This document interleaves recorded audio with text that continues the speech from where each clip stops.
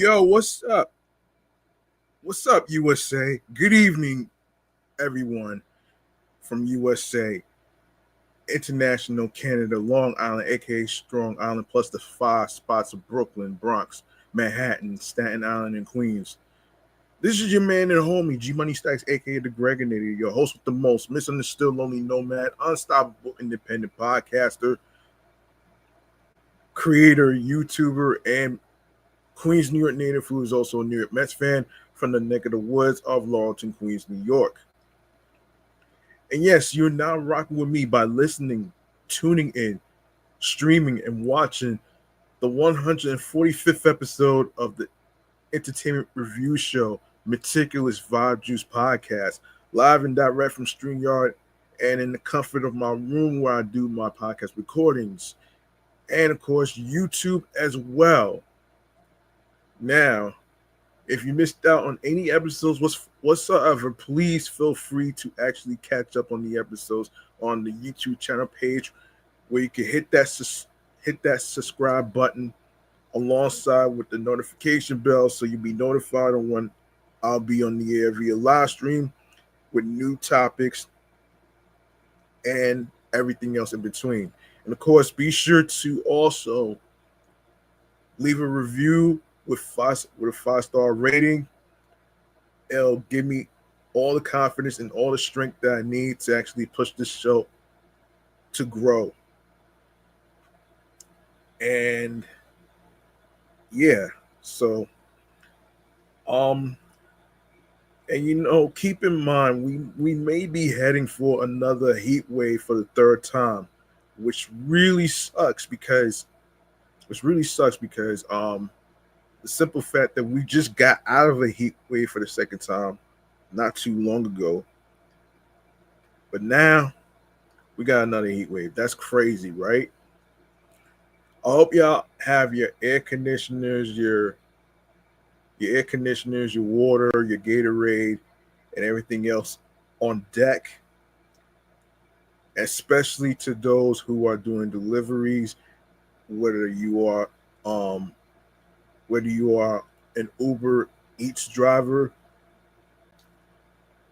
Instacart, DoorDash, um, pizza deliveries from Domino's Pizza, Papa John's, Little Caesars, Chinese food place, wherever you're doing your side hustles and stuff.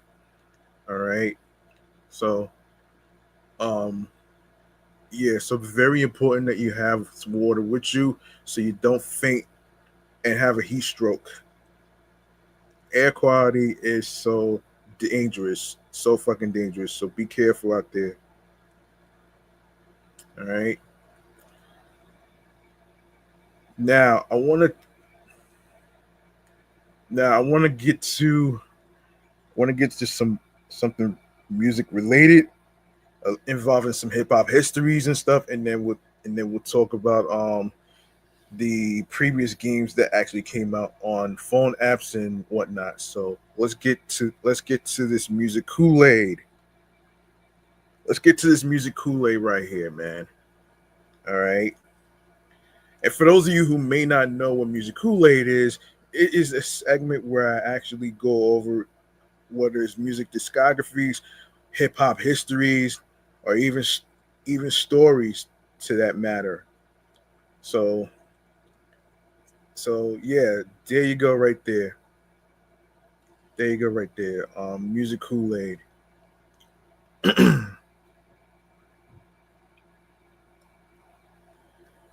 Let me just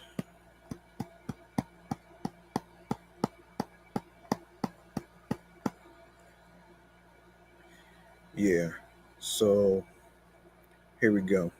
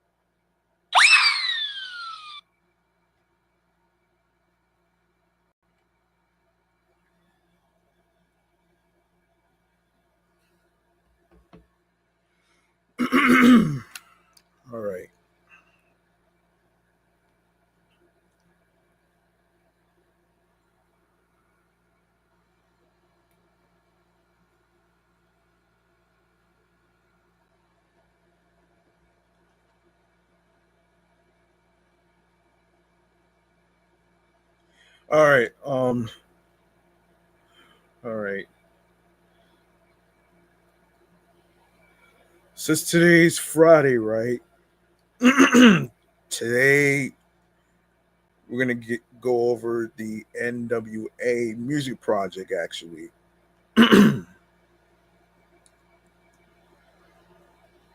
um, and this is from the website of the source. Today in hip hop history, NWA dropped their second LP, Straight Outta Compton, 37 years ago. On August 8th, 1988, Ice Cube, MC Ren, DJ Yella, Easy, late great Easy E, and the legendary Dr. Dre, fresh from the world class Wrecking Crew, unleashed their second NWA project, Straight Outta Compton, arriving on the heels of Easy E's debut, Easy Does It, and the compilation NWA and the Posse. The album was fueled, by the gritty reality of West Coast street life. With Ruthless Records co-founder Jerry Heller behind the business moves, the group didn't just make music; they pioneered a new subgenre that the world would come to know as gangster rap.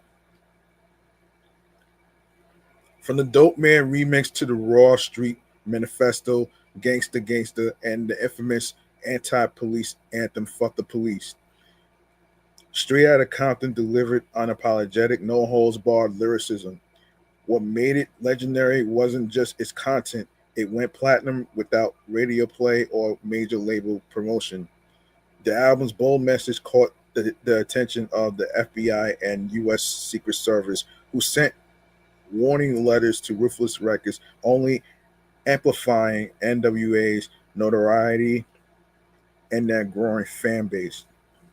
Straight Outta Compton also centered Dr. Dre's status as a production visionary, laying the sonic foundation that would influence generations of artists from coast to coast. The, the album's impact rippled far beyond Compton, creating a blueprint for careers and entire movements in hip hop.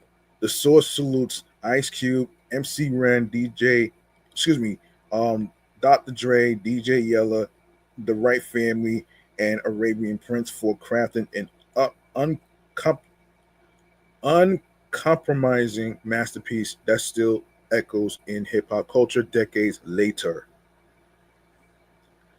Oh, speaking of which, um, speaking of which, I want to go over the I want to go over the I want to go over the songs actually that actually came out actually.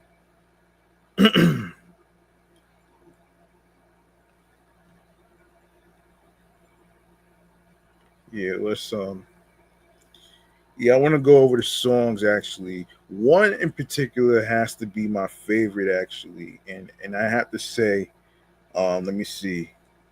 So, okay, one of my favorite songs by NWA is "Express Yourself," which is so common, man. So common, man, compared to "Fuck the Police." That's one of my favorites actually. So basically, the singles. Okay, so you have Panic Zone, Gangsta Gangsta, Express Yourself, one of my favorites, 100 Miles, and Running Always Into Something, Appetite for Destruction, The Days of Way Back, Chin Check, of course, featuring Snoop Dogg. Okay, other charted songs, of course, Straight Outta Compton and Fuck the Police, the only two singles that made it gold. So there you go, right there. Oh yeah, there has been some music videos for Express. There has been a music video for Express Yourself. So I'm pretty sure y'all heard that song many times. You know what I'm saying? But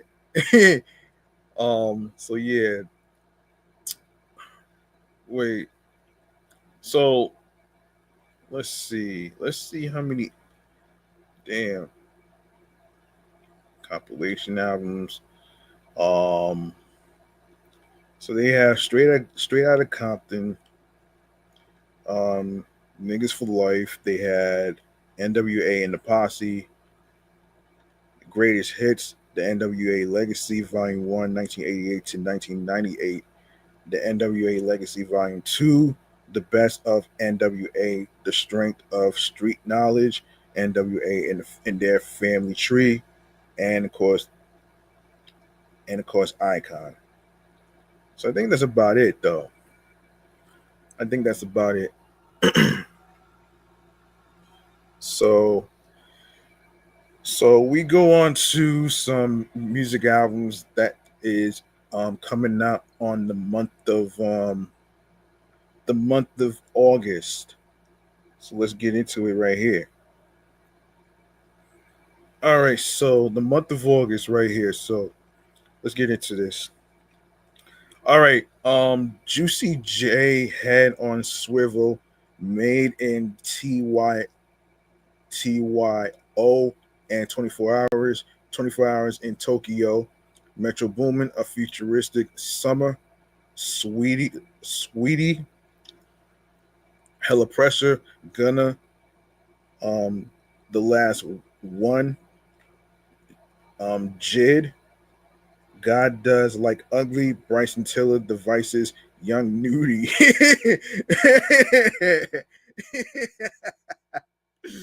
Oh shit. Young Nudie. Oh my gosh. Paradise. Oh wow.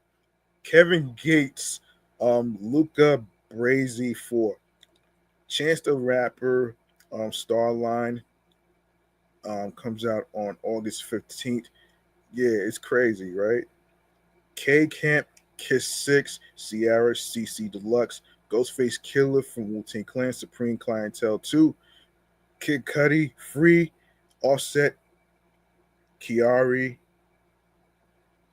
and Tiana Taylor, Escape Room. And of course, I'll do a little bit of what's coming out in September. Mariah Carey, Here for It All, Cardi B, and My the Drama, September 19th. The Mariah Carey project comes out September 26th. Ty Dolla Sign's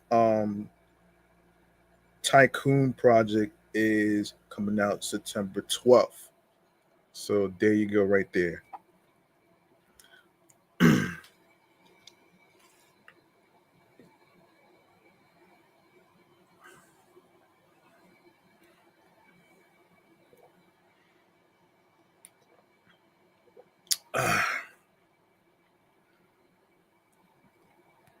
Okay, so all right, so let's talk about a glimpse behind the scenes, hip hop's evolution in 2025.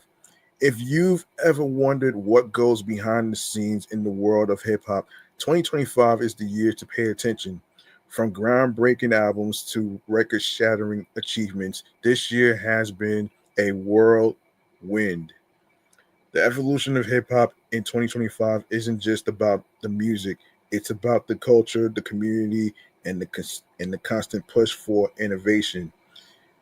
So let's dive into what's been happening and why it matters. The evolution of hip hop in 2025, according to um, Howick, the website, um, has been pretty remarkable. At the start of the year, who would have thought we'd see such massive shifts? From Kendrick Lamar's record-breaking hits to the rise of new genres within the hip hop sphere. It's been a roller coaster. Anyway, let's break it down. First off, the music itself has taken some interesting turns. We've seen a blend of old school beats with futuristic sounds, creating a unique vibe that's hard to pin down. Artists are experimenting more than ever, And the results are, well, actually pretty amazing. But it's not just about the sound. The themes and messages in the lyrics have evolved too. Social issues, personal struggles, and even a touch of humor, it's all there. Hip hop in 2025 is more diverse and inclusive than ever before. So, what can you expect to learn from this deep dive into the evolution of hip hop in 2025? A lot. From the big names making waves to the underground artists shaking things up. We'll cover it all. Plus, we'll take a look at how the industry is changing and what that means for the future of the genre. The way I see it, but I could be wrong, hip hop in 2025 is all about pushing boundaries. Artists are taking risks and fans are loving it. It's an exciting time to be a part of this community, and I can't wait to see what comes next. Big names and record breakers. Let's start with the heavy hitters. Kendrick Lamar, for instance, has been on a roll. His track "Not Like Us," which is a year old, by the way, broke the record for the longest charting rap song in Hot 100 history. That's a huge deal, and it shows just how much staying power his music has. Meanwhile, Beyonce and Kendrick made history at the 2025 Grammys with major wins. It's not just about the awards though. It's about the recognition of their artistry and the impact they've had on the industry. These wins are a testament to their talent and the evolution of hip hop as a whole. Kendrick Lamar's impact Kendrick Lamar's influence on hip hop can't be overstated. His music is a blend of storytelling, social commentary, and raw emotion. He's not afraid to tackle tough subjects, and that's what makes his work so powerful. Plus, his ability to connect with fans on a personal level is unmatched.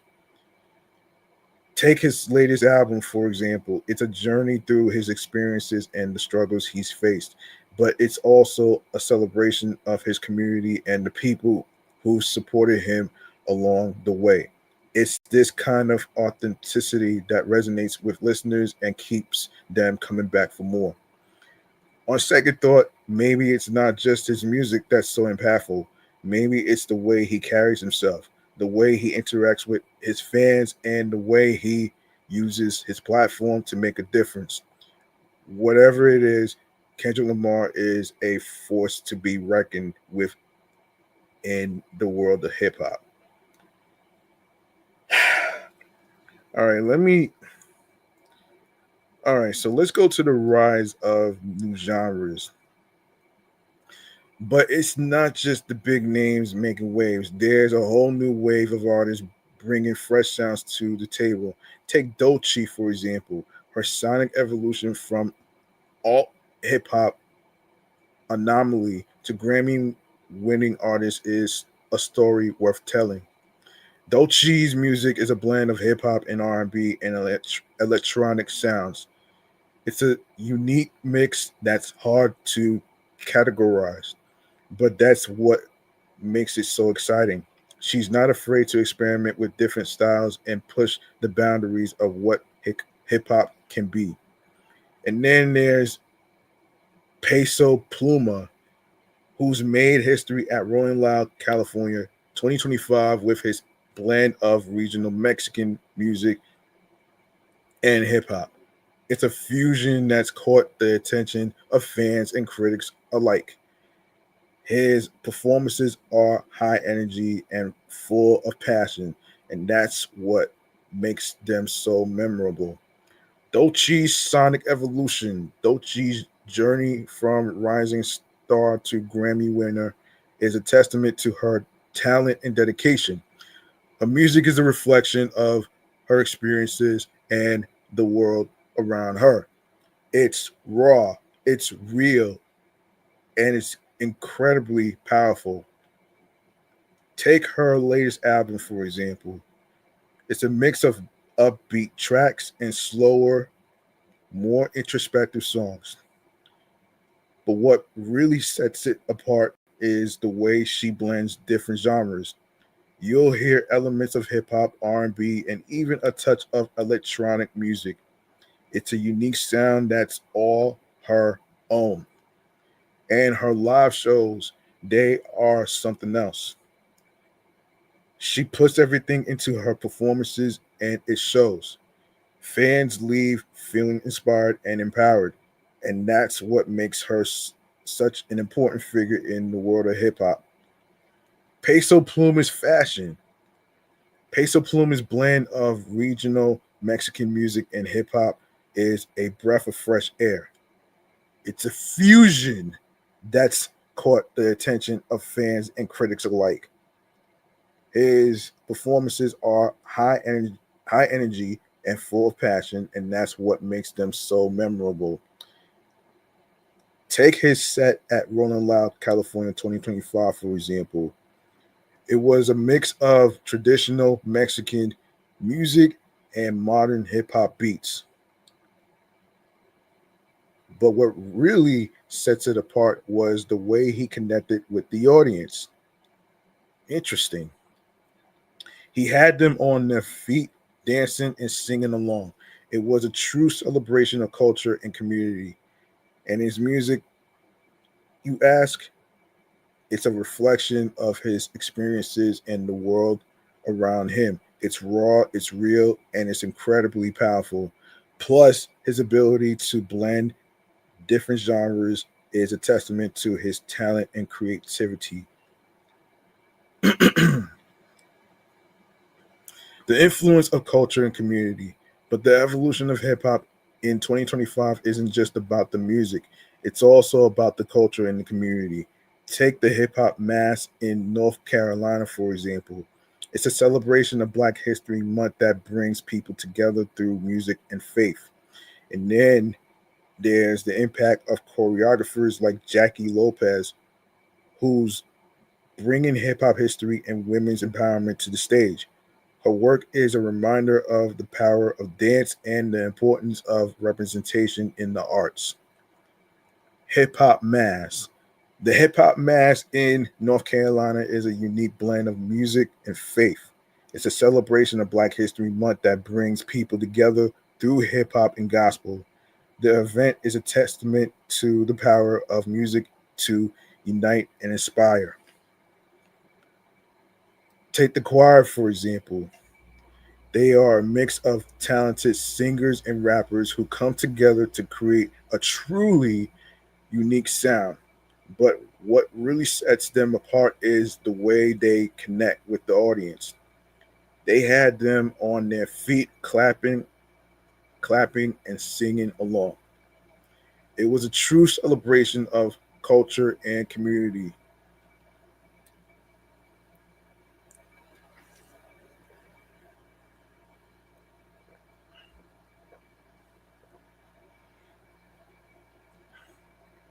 And the sermon, you ask, it was a powerful message of hope and unity.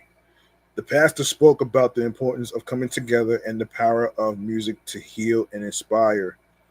It was a reminder of the role that hip hop can play in bringing people together and making a difference in the world.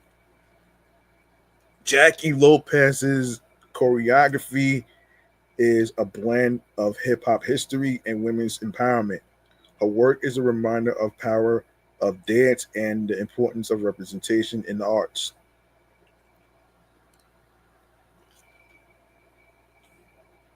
She's not afraid to tackle tough subjects and push the boundaries of what dance can be. Take her latest performance, for example. It was a mix of high energy moves and slower, more introspective moments. But what really sets it apart was the way she blended different styles. You'll see elements of hip hop, even a touch of ballet. And her dancers, you ask, they are a talented group of individuals who come together to create something truly special. They put everything into their performances and it shows. Audiences leave feeling inspired and empowered, and that's what makes her work so important. All right, so we go to the future of hip hop. So what does the future of hip hop? So what does the future hold for hip hop? You ask.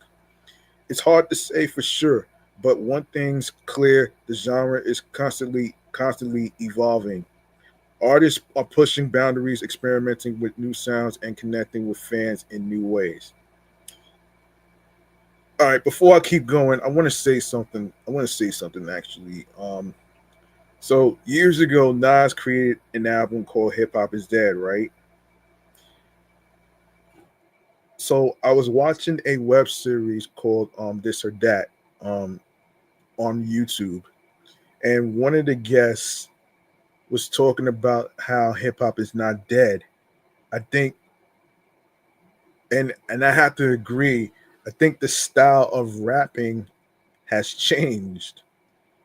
I mean, you're not going to hear from the same people over the years that already came out or whatever. So it's not going to stay the same.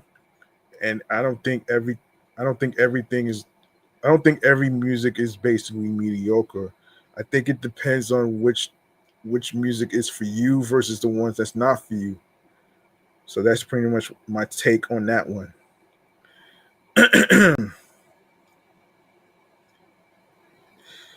So yeah. All right, so but it's not just about the music. Wait, hold on. It's constantly evolving. Yeah, artists are pushing boundaries, experimenting with new sounds, and connecting with fans in new ways. But it's not just about the music, it's also about the culture and the community. Hip hop has the power to bring people together, to inspire and empower. And as long as artists continue to push the boundaries and connect with their fans, the future of hip hop looks bright. The way I see it, but I could be wrong, hip hop in 2025 is all about innovation and community. It's about pushing boundaries, experimenting with new sounds, and connecting with fans in meaningful ways. It also hip hop is about the emotions that you feel, and as long as artists continue to do that, the future of hip hop looks pretty exciting. Wrapping up, what's next for hip hop? So, what's next for hip hop? It's hard to say for sure, but one thing's clear: the genre is constantly evolving. Artists are pushing the boundaries, experimenting with new sounds, and connecting with fans in new ways. So, there you go. There you go. There you go, man. You know what I mean? So, yeah, so there you go. Um, yeah, so that's pretty much what it is, though, man. It's an evolution. When you think of evolution, you think of growth. That's pretty much what that is, though. You know what I mean? And you know what's funny? I had to explain this to a cousin of mine that lives by Rosedale by 225th and 147th Avenue. Is that you're not gon- is that what I try to tell them is that you're not going to hear from the same people like your LL Cool J's, your Nas, your Rakims, and all these other people that already came out already made the way in their careers or whatever. They ventured off into doing something else. You're not gonna hear from Jay Z. You're not gonna hear from any other artists that came out in the '80s and '90s and all that other stuff. So that's pretty much what pretty much what that is actually. All right, so let's go over the top 100 albums of hip hop of all time. So let's take a look at this though. This is from Top Tune Tales website, the website. So hip hop has produced countless influential albums over its history. This list compiles the top 100 hip hop albums of all time, blending their success on the Billboard charts with their cultural impact and legacy. From the genre's earliest groundbreaking records in the 1980s to today's modern classics, These albums showcase the evolution and power of hip hop. To rank these albums, we considered how each one performed on the charts, peak positions, sales, and longevity, along with how it influenced the music and stood the test of time. Billboard chart achievements, of course, like reaching number one or multi platinum status, were one factor, but we also weighed critical acclaim and cultural impact. You'll find albums that not only topped the charts and went platinum, but also ones that changed the sound of hip hop or perfectly captured the spirit of their era. Legends of the Golden Age stand alongside contemporary superstars in our rankings, reflecting the genre's rich diversity across decades. Presented from number one onward, each album intro includes a brief look at why that album is great and how it made its mark. Now let's dive into the top 100 hip hop albums of all time. And starting with number one, Illmatic by Nas. Yeah, let's take a look at this though. All right, so Illmatic, Nas's Illmatic is often um hailed as one of the greatest hip hop albums ever. Released in 1994, this album, this debut album, didn't top the charts initially, but its influence has been enormous. Packed with vivid storytelling and crisp beats from legendary producers, Illmatic cemented Nas's reputation as a premier lyricist. Over time, it went platinum and remains a timeless benchmark for lyrical skill and authentic New York hip hop. Let me see. And of course, you have The Chronic by Dr. Dre, which is number two. The Chronic, Dr. Dre's The Chronic revolutionized West Coast hip hop with its smooth G funk sound. The album introduced Snoop Doggy Dogg, which he's now Snoop Dogg right now, to the world and delivered classics like Nothing But a G Thing. The Chronic peaked high on the Billboard 200 and went multi platinum, proving that hip hop could dominate the charts. Decades later, it's still celebrated for its laid back funk grooves and production brilliance. Number three is The Miseducation of Lauryn Hill by Lauryn Hill, who's always late to her own concerts. Oh, man. I had to say it though, man. She's always late to her fucking concerts, man. And you wonder why. And you wonder why her fans are pissed off about that. Oh man. Oh man. Oh man. I had to say it though. I had to say it though. All right, Lauryn Hill's 1998 solo debut, The Miseducation of Lauryn Hill, was both a critical and commercial triumph, blending rap, soul, and reggae. The album debuted at number one and earned 5 Grammy Awards, including Album of the Year. Songs like Do Wop That Thing top charts and showcased Lauren's soulful vocals and sharp rhymes. Today, the album is revered for its heartfelt messages and genre crossing influence. Acumeni by Outkast. Outkast's Acumeni 1998 is a southern hip hop masterpiece that pushed musical boundaries. On this third album, Atlanta duo Andre 3000 and Big Boy fuse funky live instrumentation and insightful lyrics about life in the South. Acumeni reached the top 10 on the charts and later went platinum, but its legacy goes beyond numbers. The album's creativity and genre blending tracks help elevate Southern rap's create credibility and artistic scope. Life After Death by the Notorious B.I.G., aka Biggie Smalls. Released in 1997, just weeks after Biggie's tragic death, Life After Death showcased the Notorious B.I.G. at the height of his powers. This double album debuted at number one and quickly went diamond, fueled by hits like Hypnotize and More Money, More Problems. Biggie's commanding flow and storytelling shine on every track. Life After Death not only ruled the charts but also stands as a monumental farewell from one of hip hop's all time greats. Yeah, one of my favorites on that album is not only Notorious Thugs with Bone Thugs and Harmony, and of course another song that's also my favorite is Sky's the Limit featuring 112. All Eyes on Me by Tupac. Tupac's All Eyes on Me 1996 was a landmark double album that captured the rapper's larger than life persona.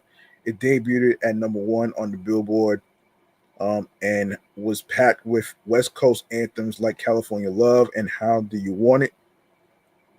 Um, the album's aggressive energy and heartfelt introspection resonated widely, making it one of the first hip hop albums to be certified diamond. All Eyes on Me cemented Tupac's status as a rap icon and defined an era of West Coast rap dominance. Doggy Style by Snoop Doggy Dogg, aka Snoop Dogg. Um, his debut album Doggy Style dropped in 1993 and immediately made history. It entered the Billboard 200 at number one, a first for a debut album by a solo rapper. Produced by Dr. Dre, the record delivered laid back G Funk hits like Gin and Juice that became street party staples.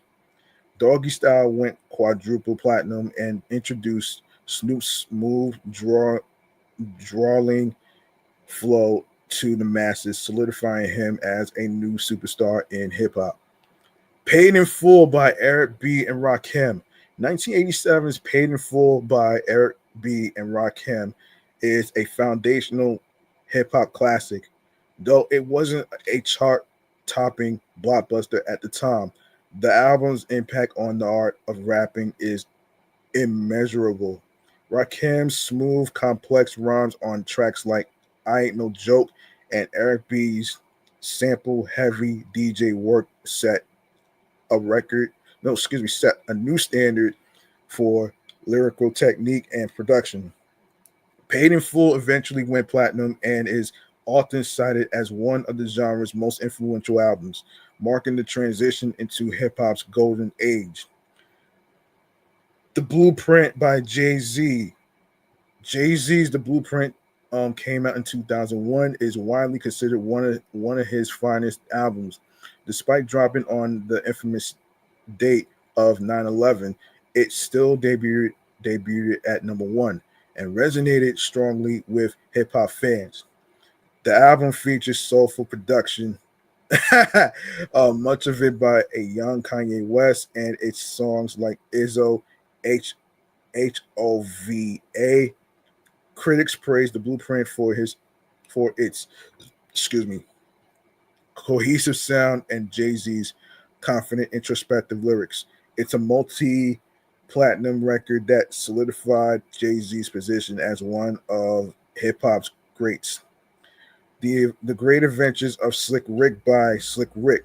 Slick Rick's 1988 debut, the Great Adventures of Slick Rick, brought storytelling in rap to a new level, packed with imaginative tales and Rick's British accented delivery. The album produced classics like Children's Story. It achieved platinum sales, proving that witty narratives could captivate a broad audience. Slick Rick's charisma and humor on Great Adventures influenced countless artists, making this album a beloved touchstone of hip hop's golden era. Get Rich or Die Trying by 50 Cent, also the movie as well. 50 Cent's Get Rich or Die Trying exploded onto the scene in 2003 as a massive commercial success. Fueled by the infectious single in the club, this debut album debuted at number one and turned 50 Cent into a household name. With gritty street anthems and polished production from Dr. Dre and Eminem, it quickly went multi-platinum. Get Rich or Die Trying define early 2000s hip hop with its undeniable swagger and hard-hitting hooks. Only built for Cuban links by Raekwon the Chef. Raekwon's Only Built for Cuban Links came out in 1995, is a revered Wu-Tang Clan solo project known for pioneering the hold on, Mafi, Let me try to pronounce this.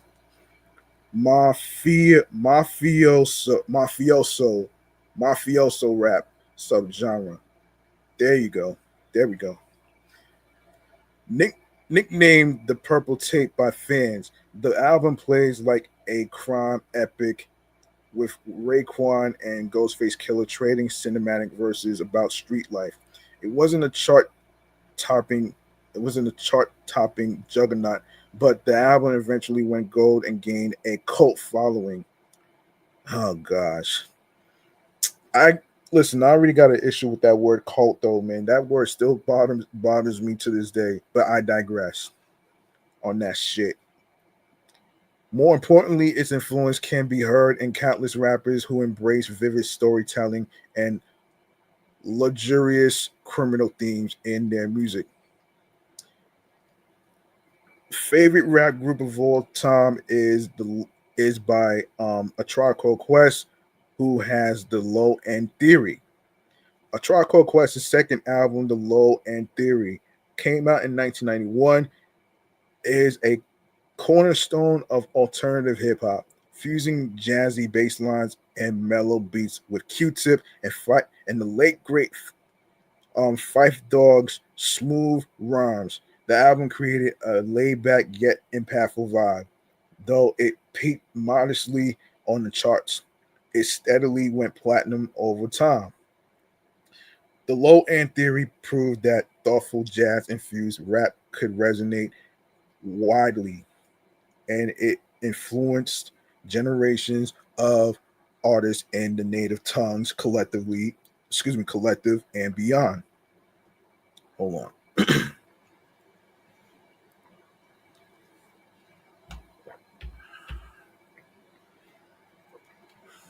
My Beautiful Dark Twisted Fantasy by Kanye West.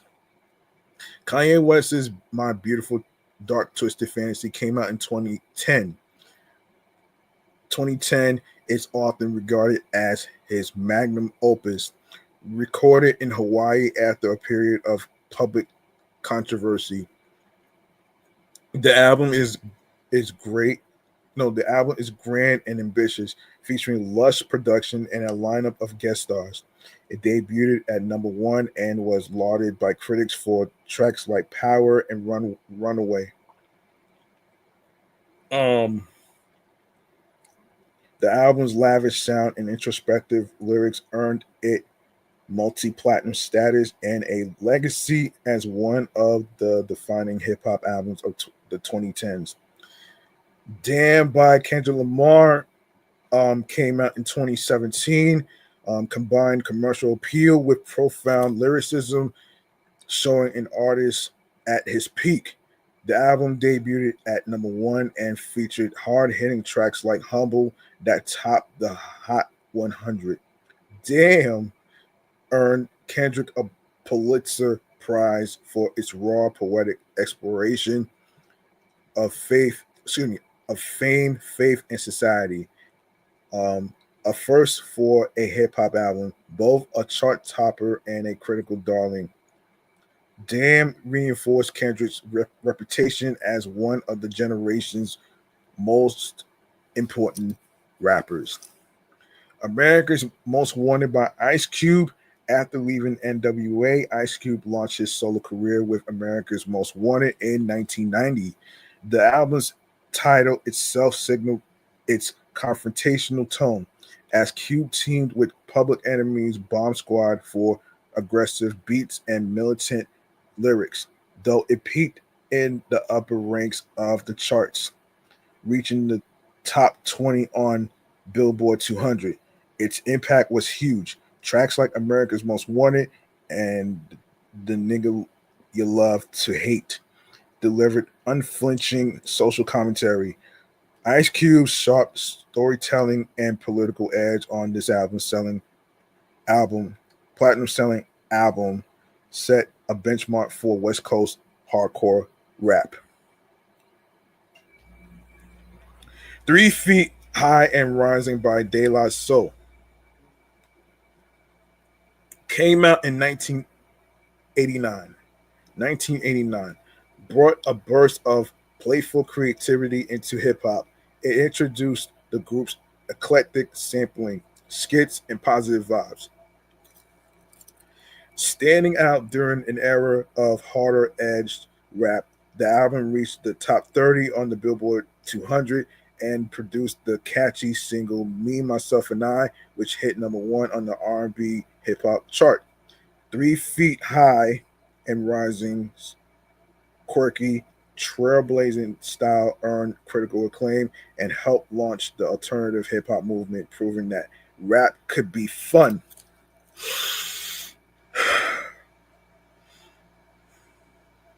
Innovative and thoughtful all at once. Straight Outta Compton by NWA came out in 1988. Changed the course of hip hop with its raw depiction of life in South Central Los Angeles. The album featuring incen- incendiary tracks like the title song and Fuck the Police brought gangster rap to national prominence.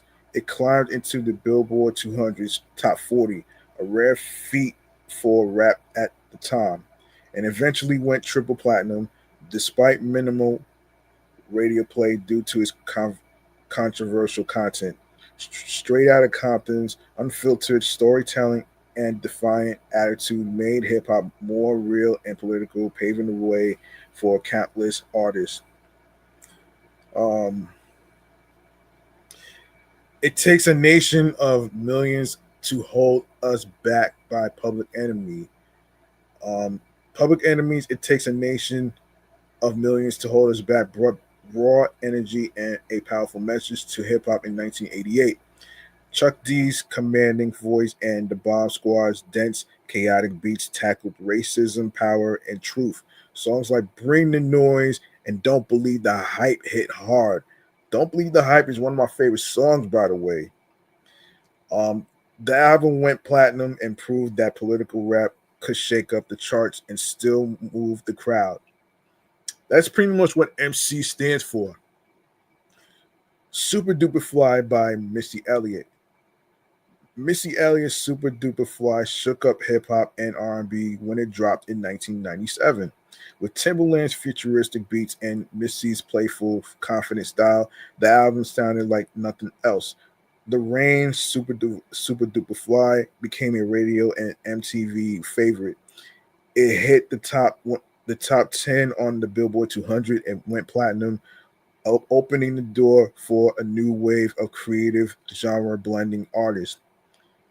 The late great DMX's "It's Hot in Hell Is Hot" exploded onto the scene with in exploded to the scene in 1998, delivering raw emotion, street grit, and unmatched energy. Fueled by hits like Rough Riders Anthem and Get At Me Dog. The album debuted at #1 and quickly went multi-platinum. His gritty voice, honest prayers, and intense presence made DMX a powerful new force in rap, proving hardcore hip hop could top the charts.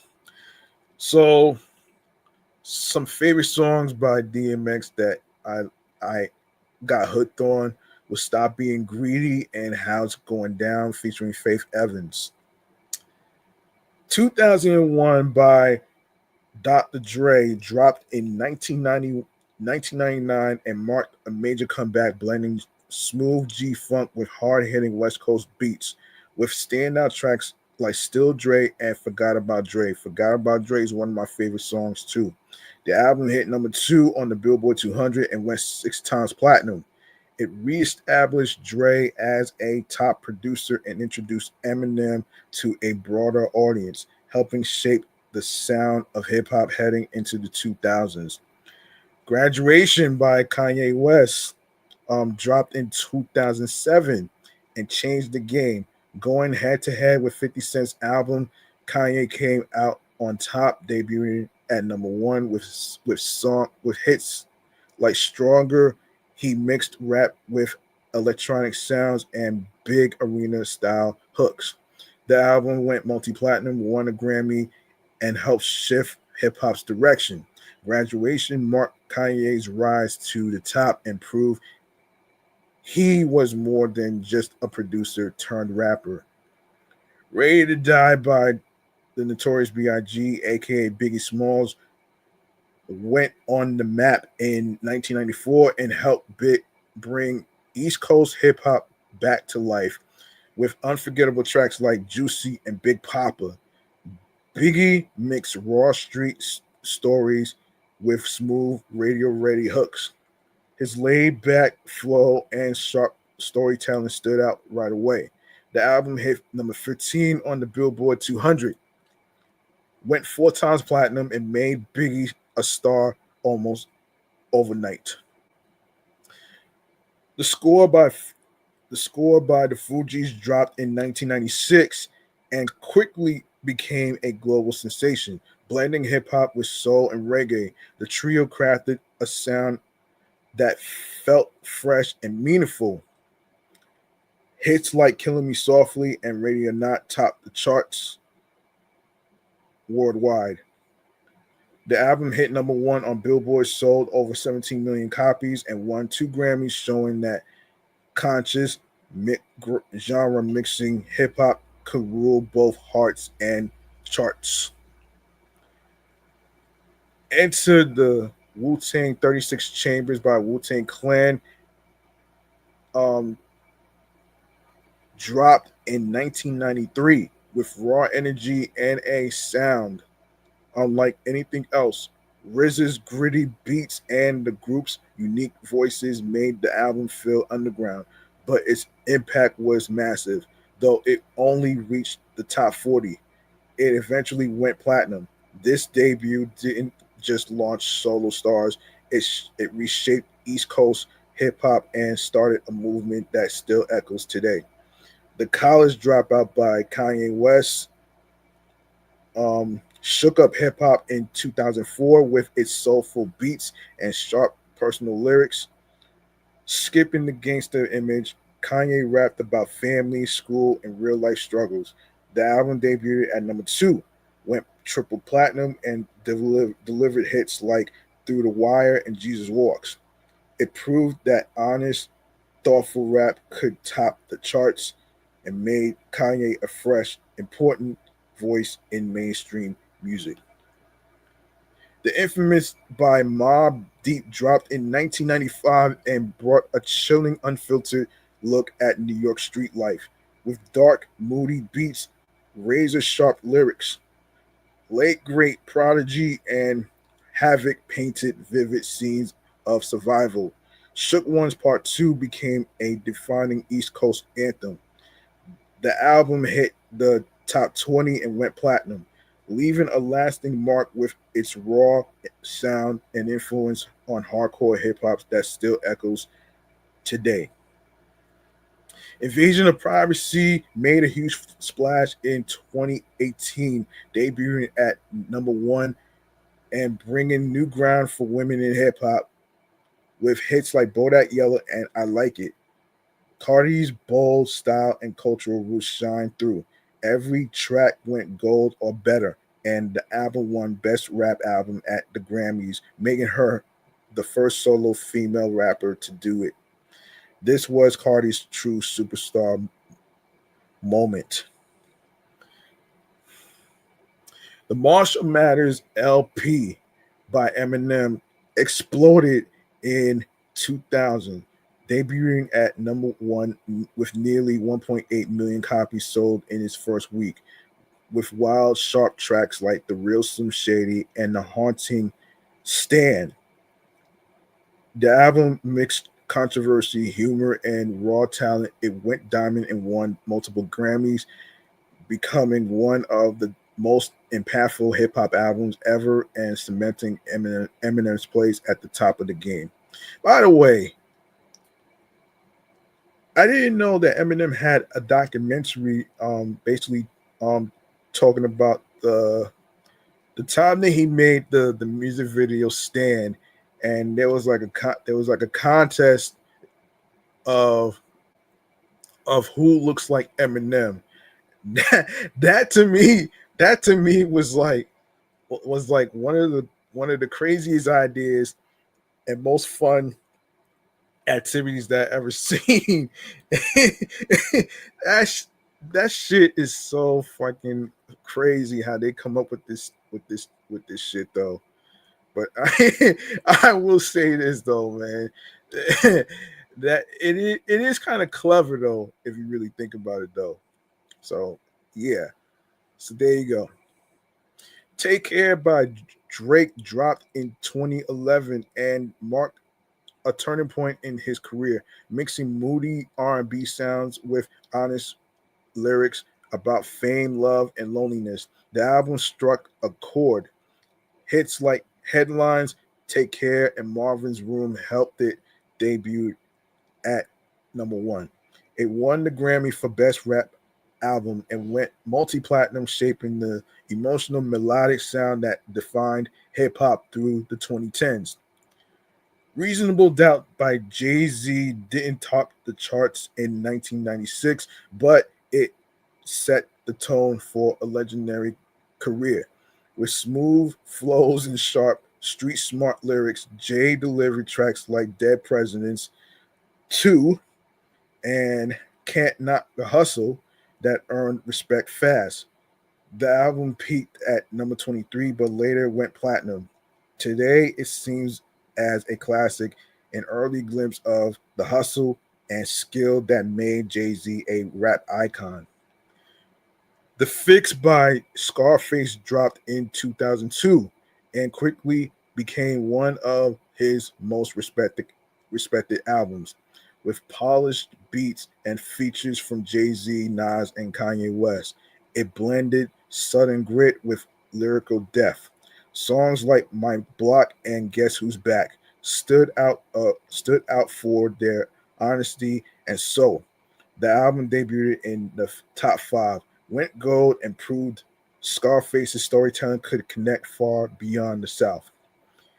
It's a Big Daddy Thing by Big Daddy Kane. Dropped in 1989 and showed just how versatile he was.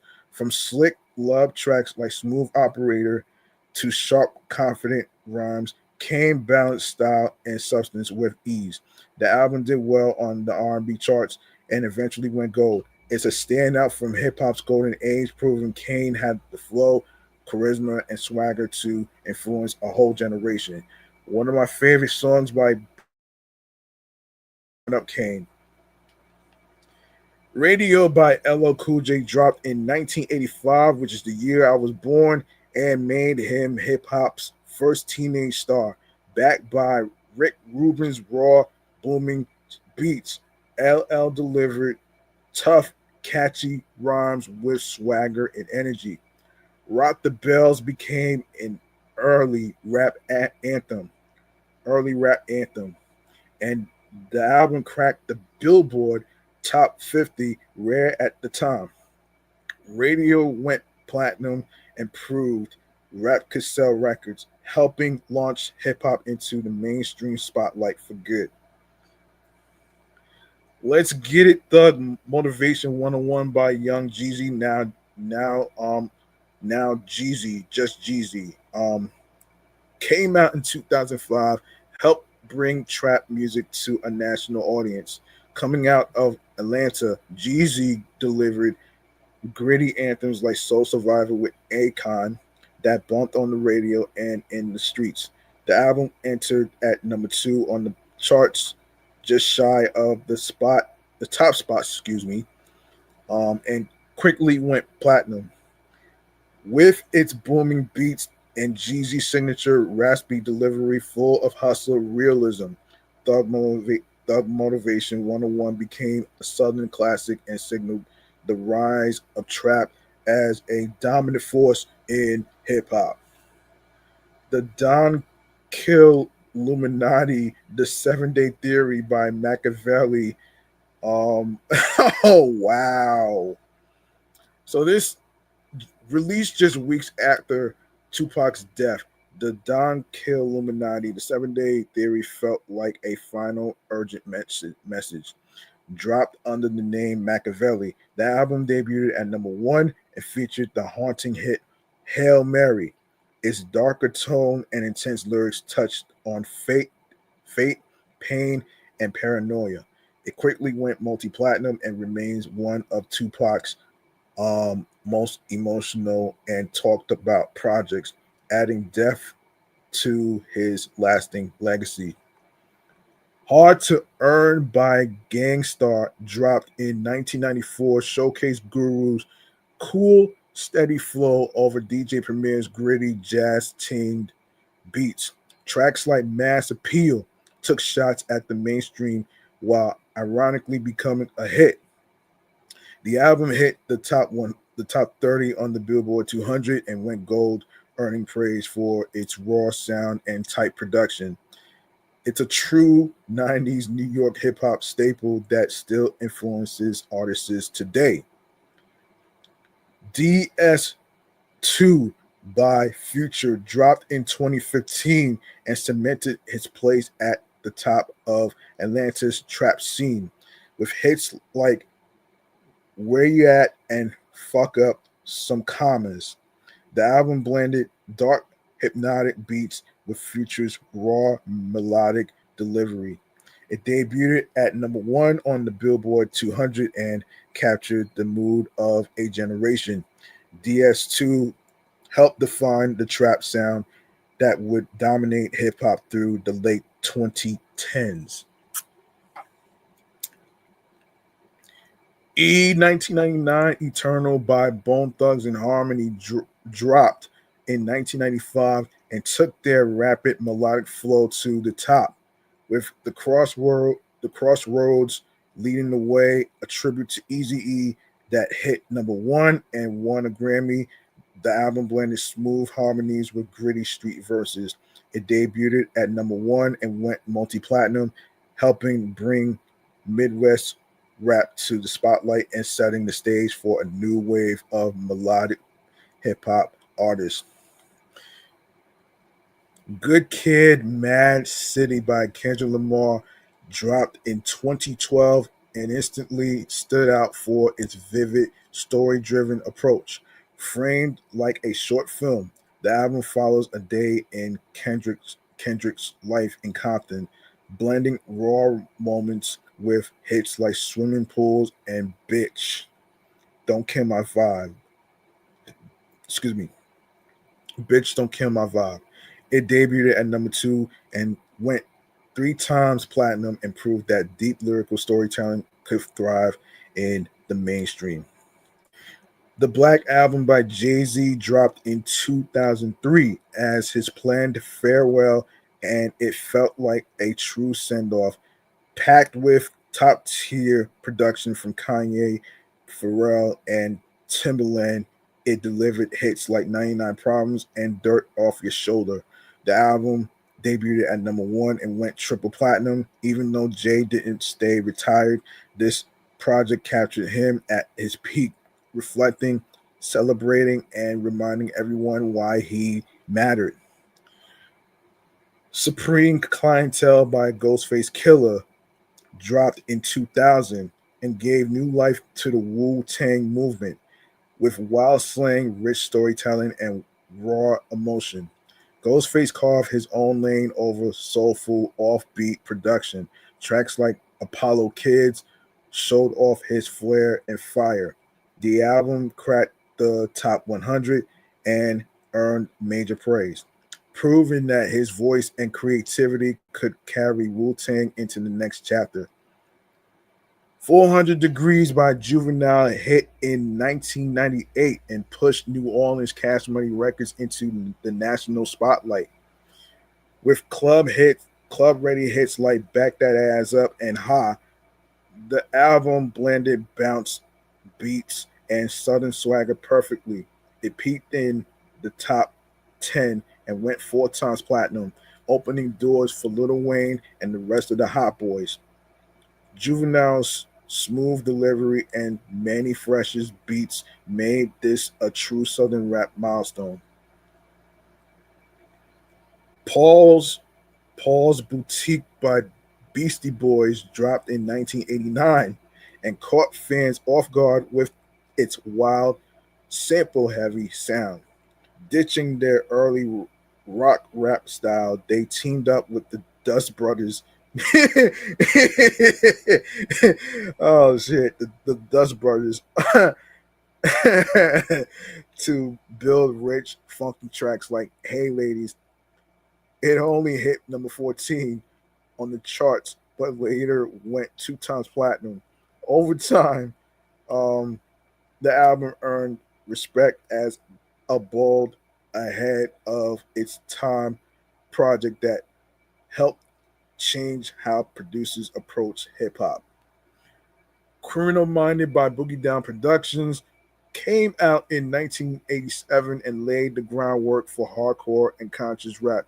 KRS-One's bold lyrics and DJ Scott La Rock's raw reggae tinged beats made it an underground classic.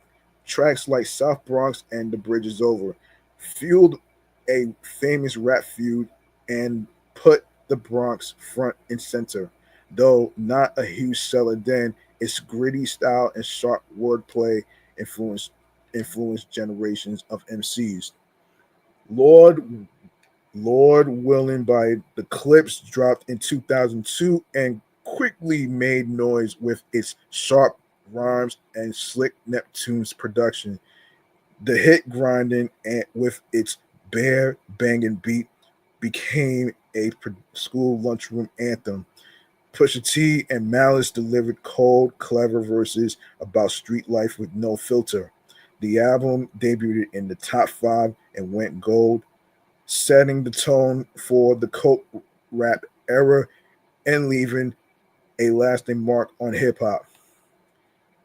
Capital Punishment by the late great Big Big Pun dropped in 1998 and broke barriers as the first platinum album by a solo Latino rapper with sharp, rapid fire rhymes and unmatched flow. Pun showed serious skill on every track. The album hit the top 5 on Billboard and featured the hit Still Not a Player, which lit up radio. Grammy nominated and full of range, it cemented Pun's legacy and opened new doors in hip hop. Hardcore by Little Kim dropped in 1996 and shook up the rap world with bold lyrics, slick beats, and fearless attitude. Backed by Biggie and Junior Mafia, Kim stepped into her own spotlight with hits like No Time. Her confident delivery and flashy image made waves on MTV. Um, the album peaked at number 11 and went 2 times platinum, proving women could own the mic with style, skill, and unapologetic power. Teflon Don by Rick Ross dropped in 2010 and felt like his biggest, boldest statement yet. With cinematic production and a polished mafioso vibe, Ross delivered standout tracks like BMF and Aston Martin music. The album debuted at number 2 and featured heavyweights like Kanye, Drake, and Jay Z. Even without being his top seller, Teflon proved Ross and Division's sound and swagger to stay on top. All Hail the Queen by Queen Latifah dropped in 1989 and made a bold statement. At just 19, she brought pride, strength, and style to the mic, blending Afrocentric messages with funky beats. Ladies First became a women's anthem, while tracks like Wrath of My Madness showed her lyrical skill. The album went gold and proved women had a strong voice in hip hop, helping pave the way for future female MCs. B by Common dropped in 2005 and brought the Chicago MC back to its roots with help from Kanye West's soulful production.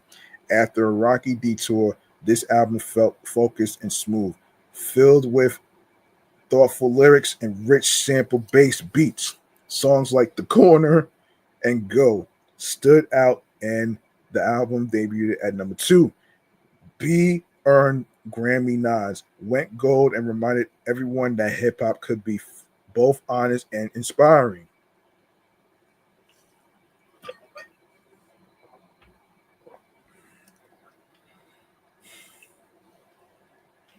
Nothing Was the Same by Drake came out in 2013 and kept his hot streak alive, mixing sharp verses with smooth melodies. The album featured big tracks like Started from the Bottom and Hold On, We're Going Home. It debuted at number 1 and quickly went platinum, multi-platinum, with moody beats from producer 40 and lyrics about fame, love, and success. Drake cemented his place at the top and shaped the sound of modern rap. To Pimp a Butterfly by Kendrick Lamar came out in 2015 and shook up hip hop with bold sounds and deep messages, blending jazz, funk, and spoken word. Kendrick tackled heavy topics like race, fame, and identity. It debuted at number 1, went platinum, and featured the powerful anthem All Right. The album won Best Rap Album at the Grammys and is now seen as one of the most important records of all time. Stankonia by Outkast dropped in 2000 and took their sound to another level. With wild blends of funk, rock, and rap, the album delivered big hits like Miss Jackson and the explosive B.O.B. Bombs Over Bad Dad. It debuted at number 2 and went 4 times platinum, earning the duo a Grammy.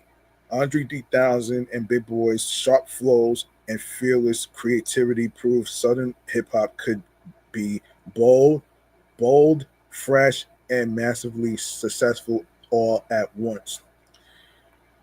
All right. Liquid Swords by GZA dropped in 1995 and quickly became one of Wu-Tang's strongest solo efforts. Known as the Genius, GZA laid down sharp, thoughtful rhymes over RZA's dark cinematic beats. Songs like Shadowboxing and the title track mixed street knowledge with kung fu samples, creating a moody, layered sound.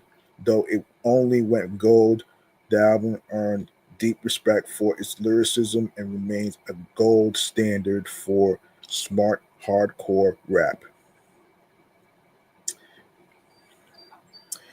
It was written by Nas, dropped in 1996, and marked a shift toward a slicker, more commercial sound. It debuted at number 1 and featured the hit If I Rule the World, with Lauryn Hill helping Nas reach a wider audience.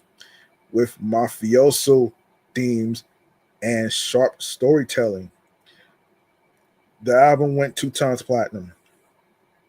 Though it sparked debate among fans, it's now seen as a strong follow-up that blended lyrical depth with mainstream appeal. Victory Lap by the late great Nipsey Hussle dropped in 2018 as a powerful debut after years of grinding through mixtapes, with tracks like Grinding All My Life and the uplifting title song. Nipsey spoke on hustle, growth, and giving back. The album debuted at number 4 and later went platinum after his tragic passing. Rooted in West Coast sound and real life lessons, Victory Lap stands as a lasting tribute to Nipsey's vision and voice. 2014, Forest Hills Drive by J. Cole dropped with no features, little promo, and still went double platinum.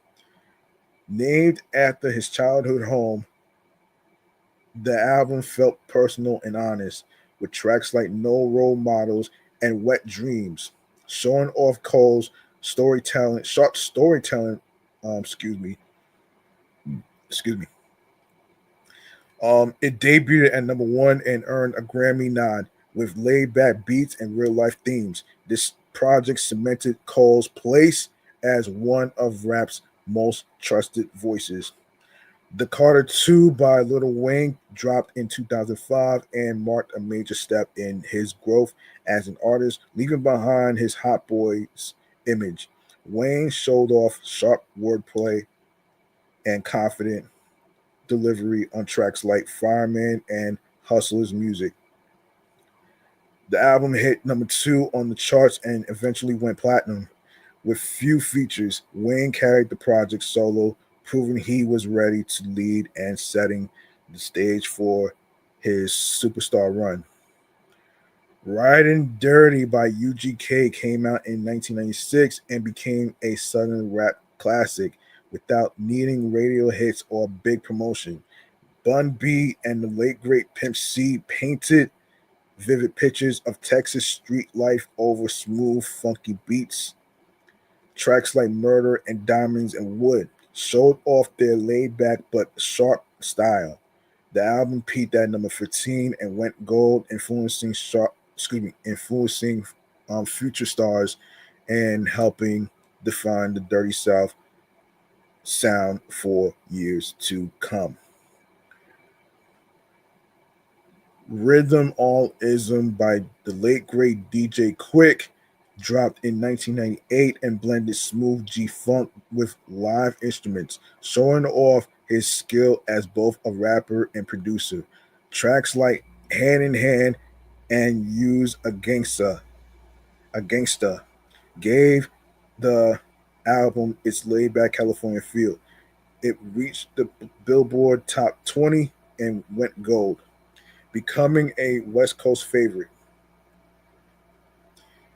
Over time, it earned a spot as a slept on classic with serious musical chops. Midnight Marauders by a Tribe Called Quest dropped in 1993 and brought jazzy beats, smooth flows, and timeless tracks like Award Tour and Electric Relaxation. Q-Tip and the late great Fife Dog were in top form, trading verses over laid back grooves. The album hit number 8 on the charts and went platinum, showing smart, soulful rap could move the crowd. Its iconic cover and vibe made it a lasting piece of hip hop's golden age. Regulate G Funk Era by Warren G. Excuse me. Regulate G Funk Era by Warren G dropped in 1994 and brought smooth West Coast vibes to the mainstream. The hit single Regulate with the late great Nate Dogg became a massive summer anthem, hitting number 2 on the charts. The album also featured chill tracks like This DJ and rode that laid back synth heavy sound to number 2 on the Billboard 200. Going 3 times platinum, it remains a classic for warm days and slow rides. Trap Music by T.I. dropped in 2003 and helped shape the sound of Southern hip hop with bangers like Rubber Band Man and 24's. The album blended street grit with radio appeal. It peaked at number 4 on the Billboard 200 and went platinum, proving the trap lifestyle had real reach. T.I.'s confident flow and booming beats laid the foundation for a genre that would take over rap in the years to come. Come Home With Me by Cameron dropped in 2002 and big, big breakthrough. With hits like Old Boy and Hey Ma, the album mixed Harlem swagger with catchy, soulful beats backed by Rockefeller and Dipset. Cam hit number 2 on the charts and went platinum. His slick wordplay and style helped bring East Coast rap back into the spotlight, kicking off the Diplomats era and making Cam a household name. By the way, you can tune into It Is What It Is podcast with him and Mace and and Stat Baby on streaming platforms and YouTube. The Carter 3 by Lil Wayne dropped in 2008 and instantly made him a superstar. It sold over a million copies in its first week and debuted at number 1 with huge hits like Lollipop, A Millie, and Got Money. Wayne's wild wordplay and unique voice hit the mainstream hard. The album won a Grammy and showed that mixtape king could rule the charts without losing his creative edge. Watch the Throne by Jay-Z and Kanye West dropped in 2011 and felt like a hip hop victory lap with big tracks like Niggas in Paris and Otis or yeah. um yeah, Niggas in Paris. I don't know how you say it, but forgive me. And Otis. The album blended flashy confidence with sharp production. It debuted at number 1 and quickly went platinum, earning Grammy nods along the way.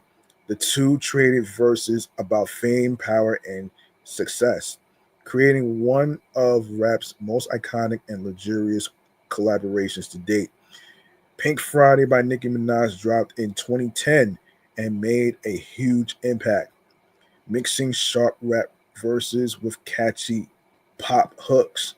Nicki showed off her wild style and range. Hits like Super Bass and Moment for Life helped the album debut at number 2 and later reached number 1. It went 3 times platinum and proved Nicki could shine in both hip hop and pop. Her bold personality set the tone for a new era of women in rap. Black on Both Sides by Mos Def dropped in 1999 and showed off his range as both a sharp lyricist and a true artist.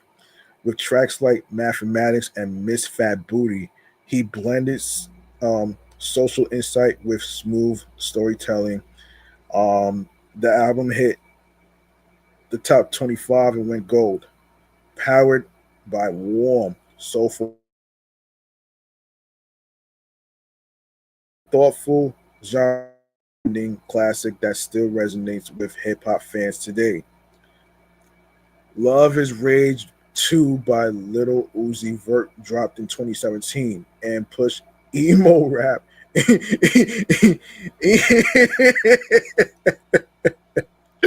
emo rap, oh shit, into the spotlight. Oh wow. With hits like Exo Tour Life. Uzi mixed heartbreak and melody over spacey trap beats. The album debuted at number 1 and went platinum, showing his sound had major reach. Um, Tracks like Sauce It Up and The Way Life Goes blended swagger with emotions, helping shape a new wave of genre blending, feeling heavy hip hop. Call Me If You Get Lost by Tyler the Creator dropped in 2021 showed just how far he's come. Mixing bold rap with smooth, jazzy beats, the album had DJ Drama's mixtape energy and Tyler's signature flair. Songs like Lumberjack hit hard, while What's Your Name brought a softer touch. It debuted at number one and won a Grammy, proving Tyler could evolve and still stay true to his creative voice. Muddy Waters by Redman dropped in 1996 and quickly became a fan favorite, packed with greedy beats, wild metaphors, and Red's sharp wit. The album hit the top 20 and went gold. Singles like Whatever Man brought him mainstream attention, but the deep cuts really showed his personality, full of funky samples and clever rhymes. Muddy Waters is often seen as Redman's best work and a standout of 90s East Coast hip hop. New Jersey's finest. Finally, Rich by Chief Keef dropped in 2012 and gave the world a raw look at Chicago's drill scene with tracks like I Don't Like and Love Sosa. The album was full of gritty beats and bold hooks that caught fire online and in the streets.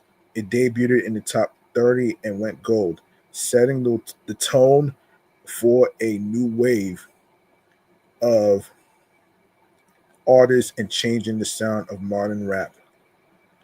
17 by the late great XX Tentacion moved away from aggressive sounds and delivered a raw, emotional look into his inner struggles, blending rap, R&B, and acoustic emo. The short album debuted at number 2 on Billboard 200. Tracks like Jocelyn Flores explored depression and heartbreak with stark honesty. Though critics were mixed, 17 went platinum and marked a turning point for emotional expression in late 2010s hip hop. Cypress Hill, self-titled album Cypress Hill by Cypress Hill, they debuted in 1991. Brought a new West Coast sound that mixed funky beats, dark humor, and Latin flavor. B Real's nasal flow and DJ Muggs' gritty production made tracks like "How How I Could Just Kill a Man" underground hits. The album went 2 times platinum and helped spark the rap rock wave with its stoner themes and bold styles. It set the tone for future Latin and alternative hip hop artists. Coming Out Hard by 8 Ball and MJG came out in 1993 um, with smooth streetwise style and helped put Memphis on the hip hop map with gritty storytelling and soulful beats. Songs like Armed Robbery made the duo Southern rap pioneers. The album didn't chart big at first, but it became a regional classic, eventually going gold.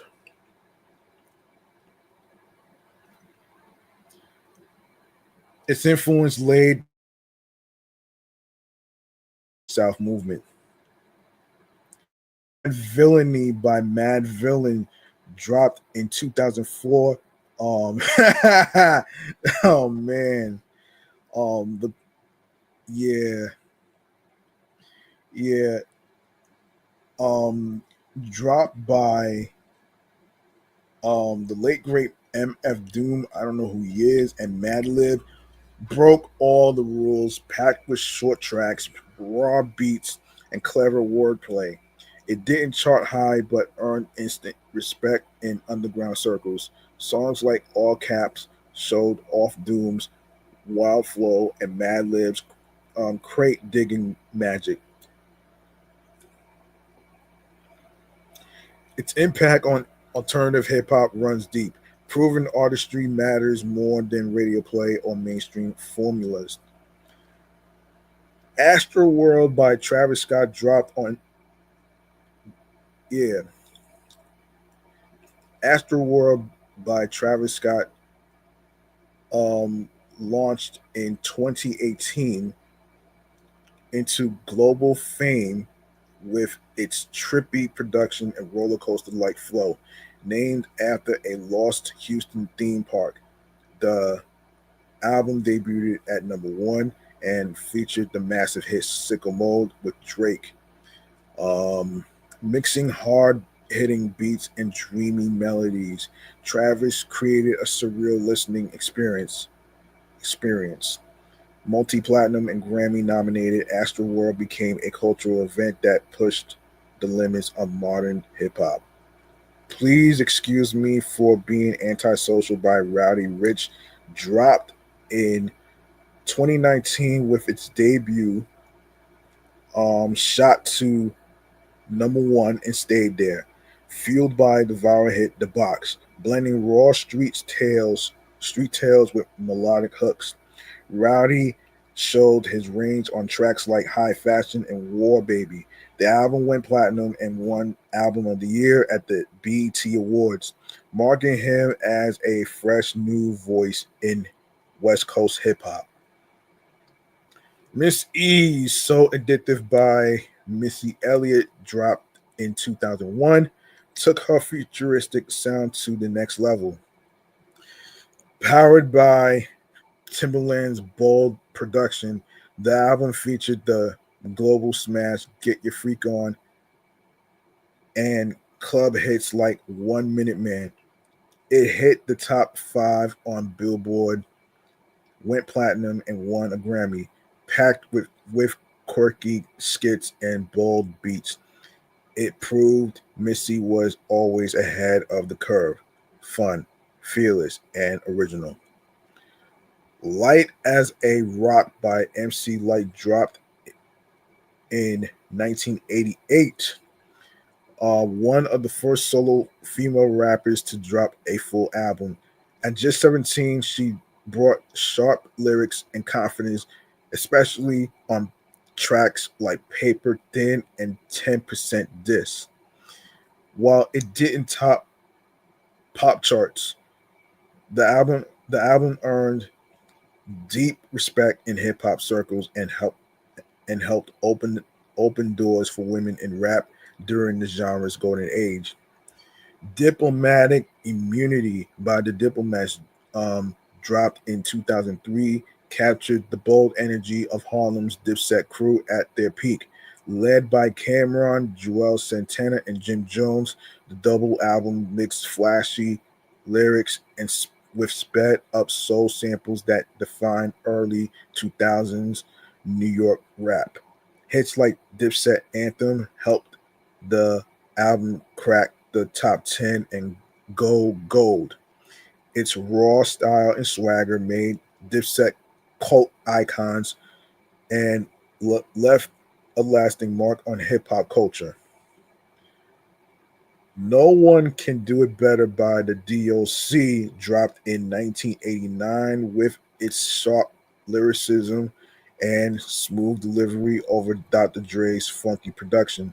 Tracks like It's Funky Enough proved he had star power, and the album hit number 20 on Billboard and went platinum. Sadly, a car crash cut his career short, but this debut remains a West Coast classic and a glimpse of the greatness that might have been. Sudden Playalistic Cadillac Music by Outkast um, debuted in 1994 that introduced a smooth, soulful that put Atlanta on the hip hop map with tracks like Players Ball and the title song. Andre 3000 and Big Boy brought fresh energy and slang to the game. The album peaked at number 20 and went platinum, marking the start of Outkast's legendary run and helping kick off the Dirty South's um, rise in rap. The documentary by the game um, dropped in 2005 brought West Coast rap back in a big way. Backed by Dr. Dre, the album debuted at number one and delivered hits like How We Do and Hate It or Love It with 50 Cent, packed with star producers and gritty storytelling. It went 2 times platinum. This debut this debut reestablished LA's presence in hip hop and confirmed the game as a new voice from Compton. Things Fall Apart by The Roots, released in 1999, marked a breakthrough for The Roots, blending live instrumentation with sharp, thoughtful lyrics. Um, the album hit number four on the charts and went platinum, led by the Grammy winning single You Got Me featuring Erica Badu. With, with jazzy beats and themes of love, struggle, and industry pressure, it proved that conscious, band driven hip hop could thrive on a big stage and still feel personal. OG Original Gangster by Ice T, released in 1991, um, with Ice T's streetwise storytelling to another level, with tracks like New Jack Hustler and Title Cut. He mixed gritty tales with real life lessons over funk heavy beats. The album hit the R&B hip hop top 10 and went gold, showing his staying power. More than sales, it shaped West Coast gangster rap and cemented Ice-T's role as a pioneer with something to say. Fear of a Black Planet by Public Enemy, released in 1990. Um, the album cemented Public Enemy's role as hip hop's political powerhouse, with Chuck D's fierce lyrics and the Bomb Squad's chaotic, sample heavy beats. The album tackled racism and the media bias head on. Fight the Power became a national anthem for resistance. It hit number 10 on Billboard and went platinum, proving socially conscious rap could make noise and still move the mainstream. Bizarre Ride 2, The Far Side by The Far Side, released in 1992, brought humor and heart to West Coast hip hop with playful tracks like Passing Me By and Your Mama. Oh shit. The group ditched gangster cliches for wit and creativity. Jazzy beats and funny skits gave it a unique charm. Though it didn't chart high at first, it later went gold and became a cult favorite known for its originality and feel good vibe.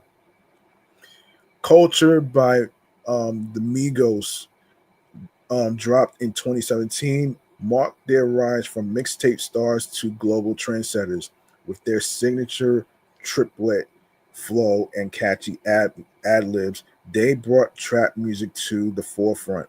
The album debuted at number one and featured the smash hit Bad and Bougie, which became a viral anthem. Tracks like T shirt kept the momentum going.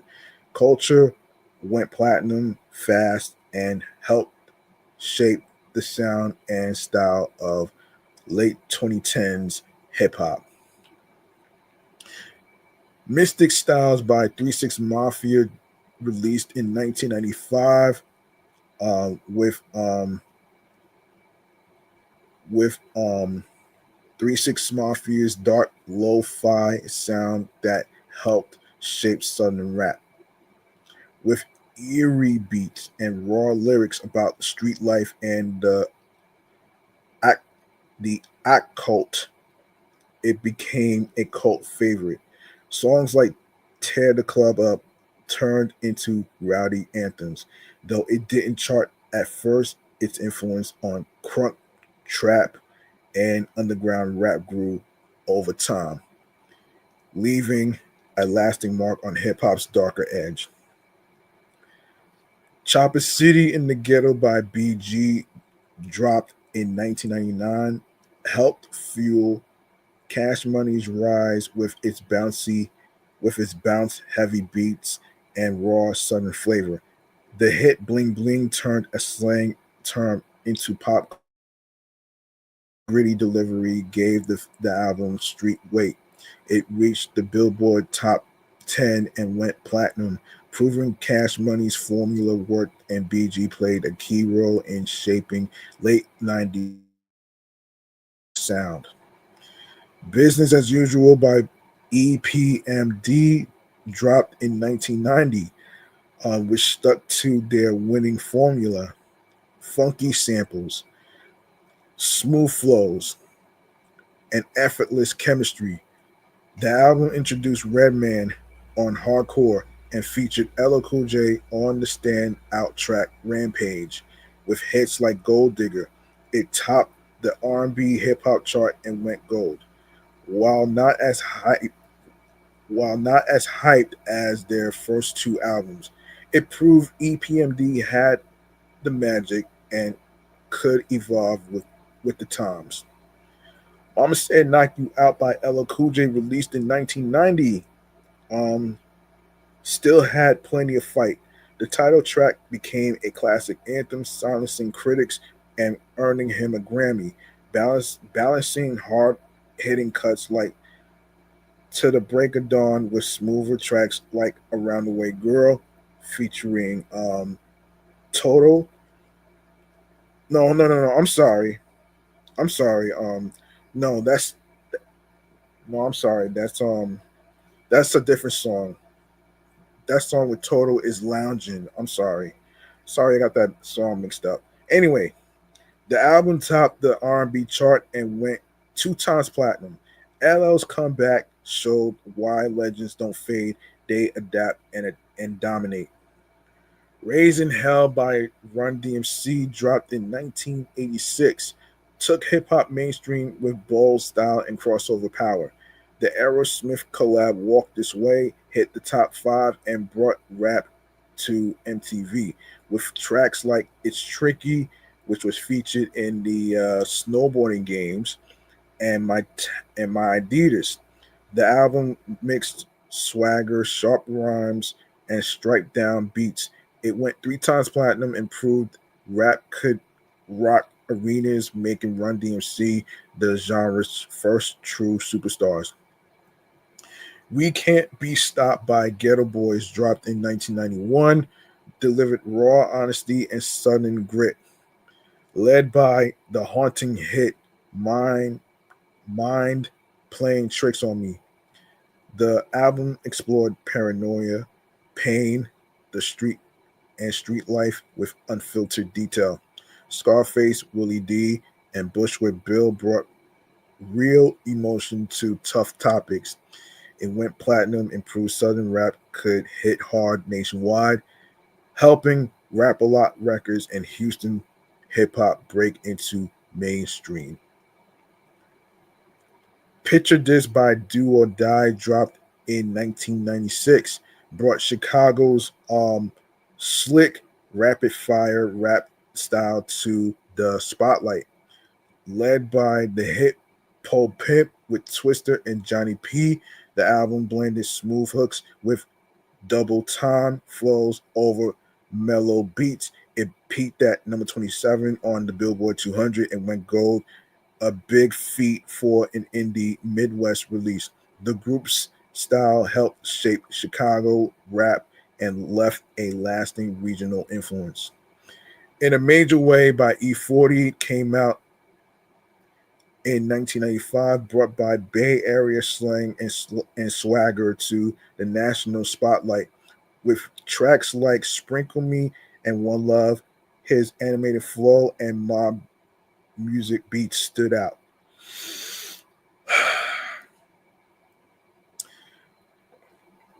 It showed E40's business smarts and set the stage for the hi-fi movement, cementing his role as a West Coast original.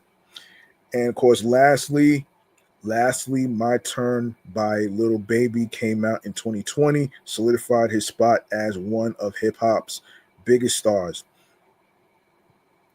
The album debuted at number one, returned to the top, and became 2020's best-selling rap album, U.S. rap album. Hits like "Whoa" and "The Bigger Picture" showed his skill blending catching melodies with sharp lyrics. Certified 3 times platinum, My Turn proved Little Baby's rise from rising talent to defining voice of his generation. All right. All right. Let's get to all right. All right, let's get into the gaming territory right here in the video games chamber right here. And in case anybody's wondering, video games chamber is the segment where I go over the games that already came out and upcoming games that's going to come out um year by year.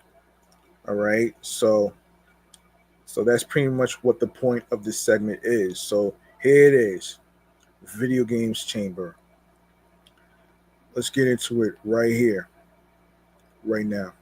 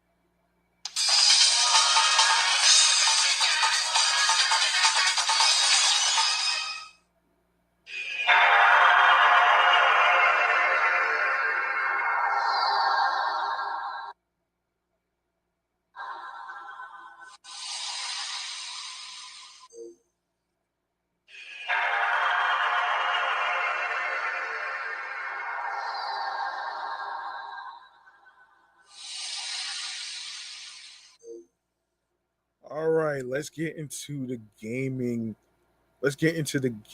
territory for all you video gamers out there. Um all right, so of course today's episode is titled Candy Crush franchise with Soda and Friends. Basically, we're going over the Candy Crush franchise games that came out on iOS and Androids and stuff. So let's get into Candy Crush. Wait a second, where is it? Hang on, let's see. Let's get into it right here. Candy Crush. Oh shit. Uh hold on one second here. Hold on one second. Hold on one second. One second.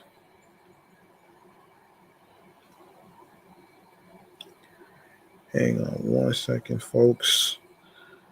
I had it. Okay, let's get into this right here. So Candy Crush Saga. All right, let's get into it right here. So Candy Crush Saga, often referred to as Candy Crush, is a match 3 video game developed by King. Um, it was public. It was publicly released 12 on the 12th of April in 2012 on Facebook, and on the 14th of November 2012 on mobile, iOS, and Android devices.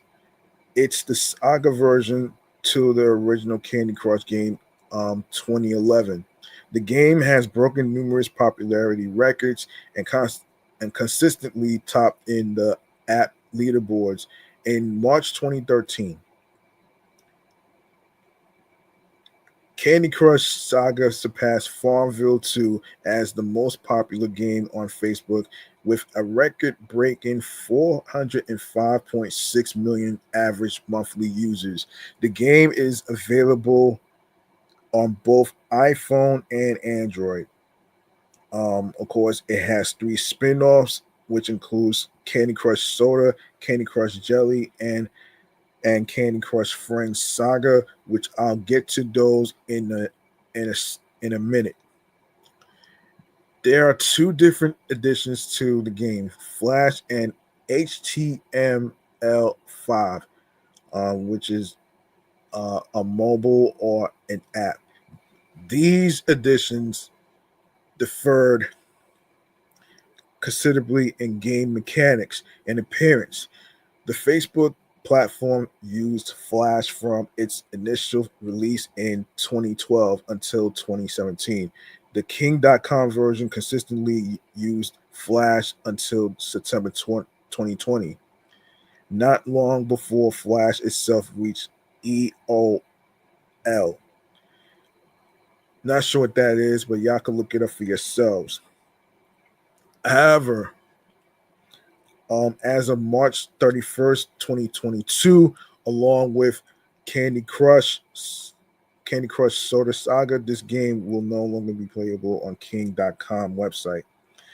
All right, so let's get into the official description. So the official description goes like this: play Candy Crush Saga with Switch and match your way through hundreds of levels in this divine puzzle adventure. Join Tiffy and Mr. Toffee on their epic journey in an online game full of delicious treats. Ain't it the sweetest game ever? Join Mr. Toffee and Tiffy on an exciting journey through the sweet and colorful world of Candy Crush in this fun candy switcher. One moment.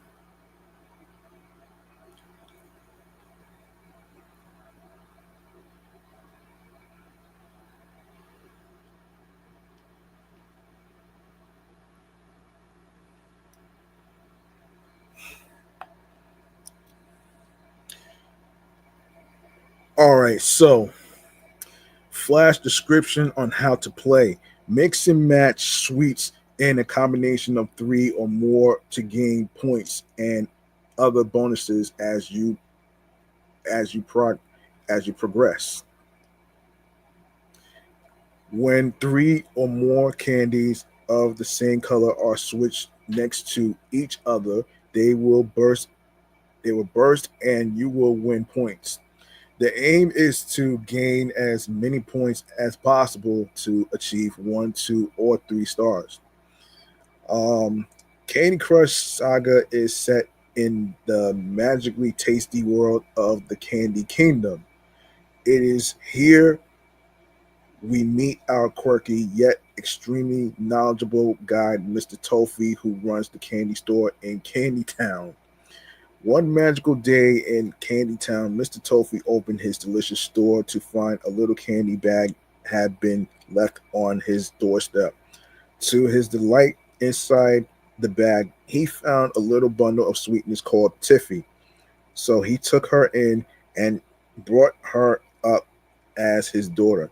Tiffy at Tiffy is a humble girl, and has lots of friends in Candy Town, but is eager to explore more of the mesmerizing kingdom. Under the under the watchful gaze of Mr. Toffee and alongside her great friend Yeti, she sets out to explore the Candy Kingdom.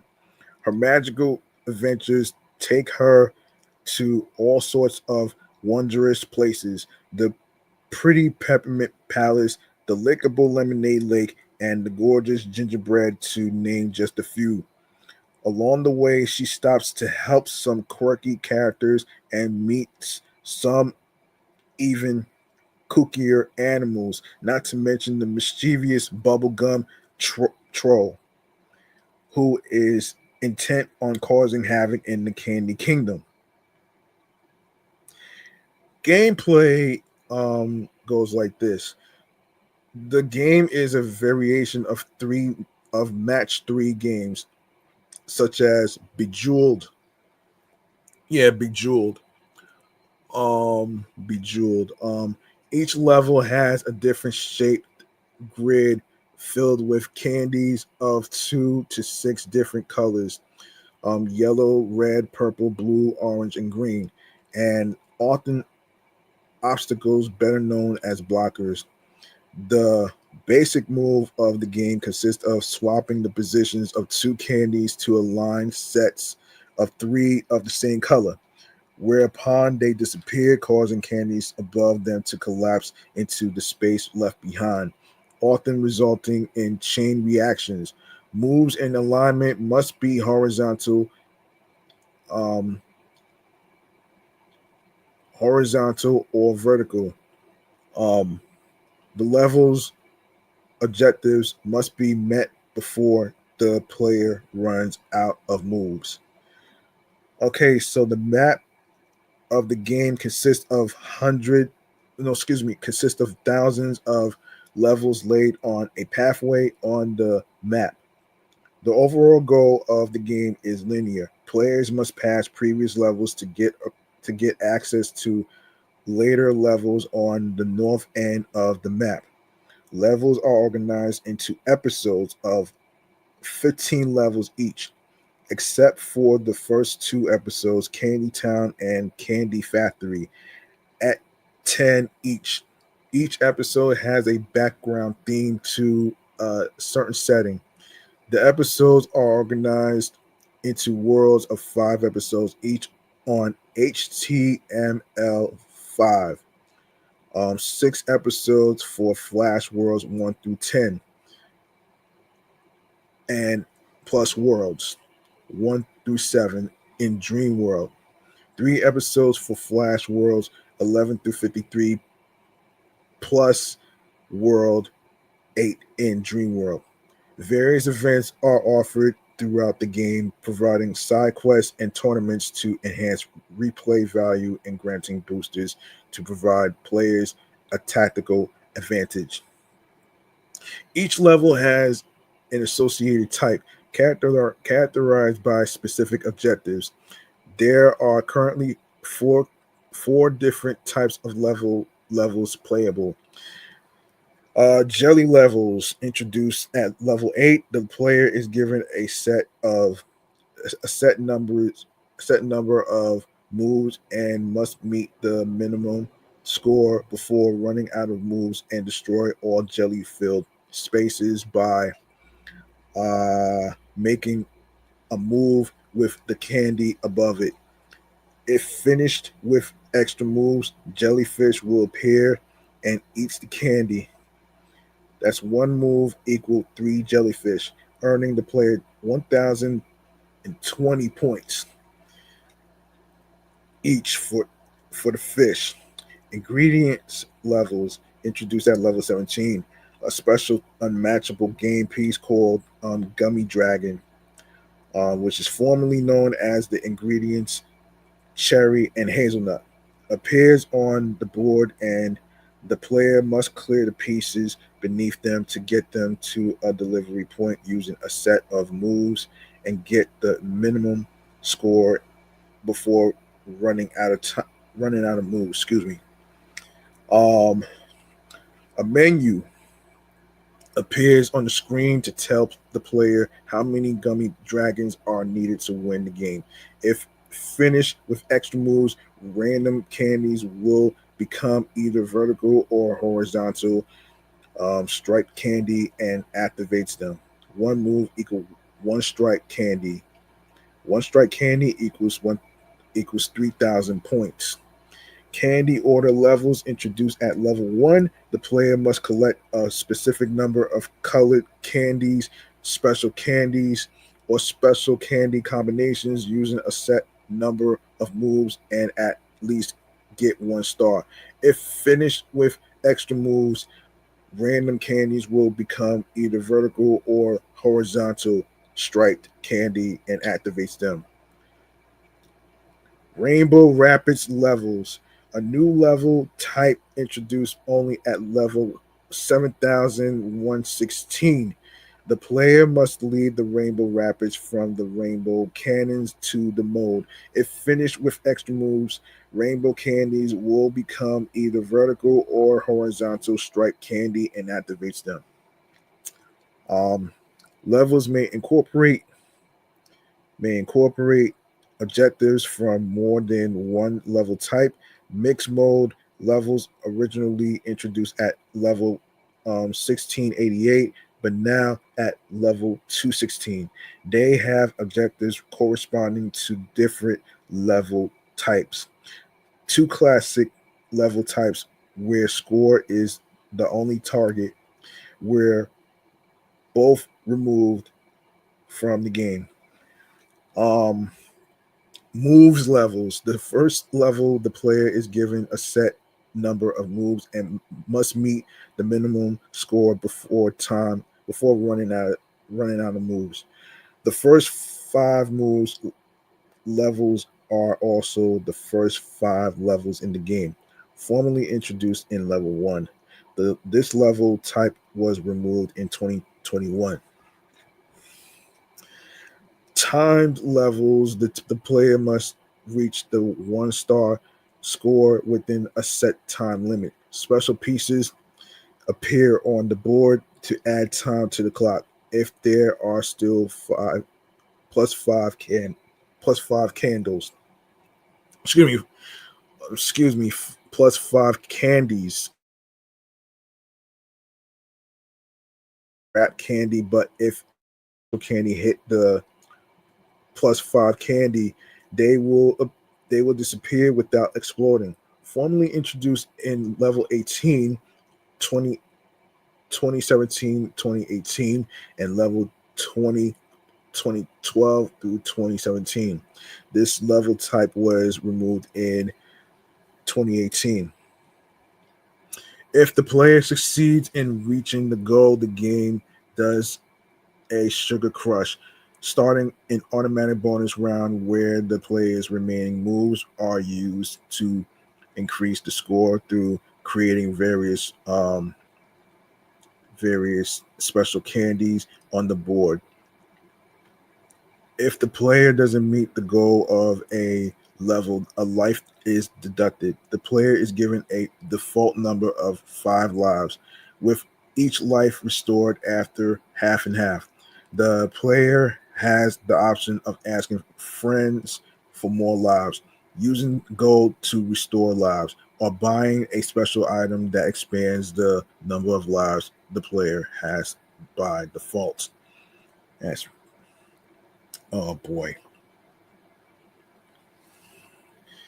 Yeah. Okay. Okay. So the mechanics: special candies are created when combinations of four or more candies of the same color are made. When four same colored candies are matched in a row, a stripe candy is created. The orientation of the stripes depends on the way the four candies were aligned. When the stripe candy itself is matched, it clears all of the candies in either a horizontal or vertical direction. When five same colored candies are matched in either an L, T, or a plus shape formation, a wrap candy is created. When this candy is matched, it explodes twice in a row, clearing a 3 by 3 box around itself each time. Um, when when five same colored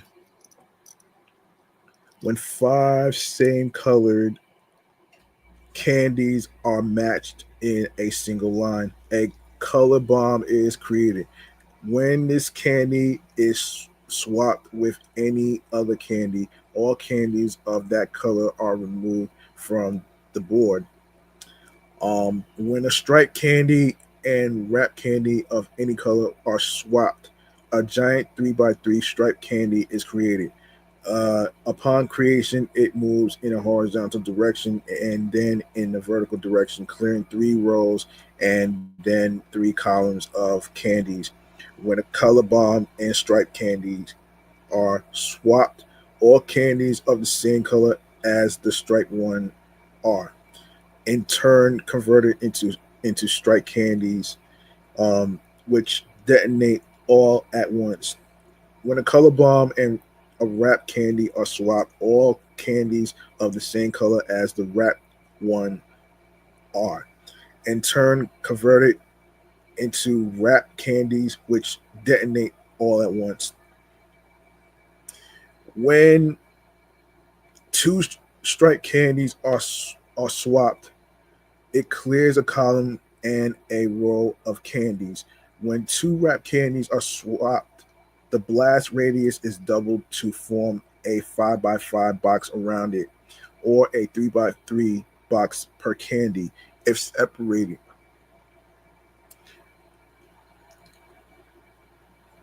If separated, hold on. Wait, hold on.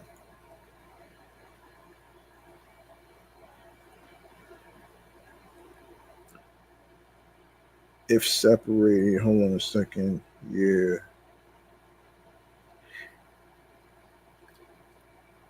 Yeah, if separated before the second blast. Um when 2 color bombs are swapped, any tile that currently has candy on it will be cleared. Um all right.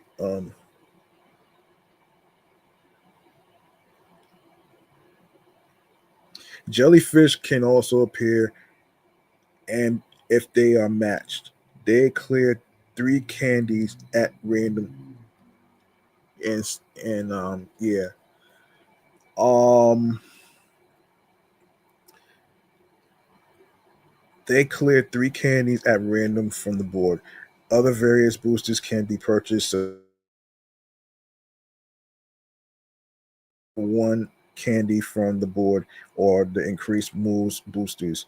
Blockers also appear in levels and act as obstacles. These include the unmatchable and resistant to special candies, licorice swirls, the expanding chocolate, the candy bombs that end the game if they are not cleared before their move count runs out, and the frosting that require multiple matches to eliminate.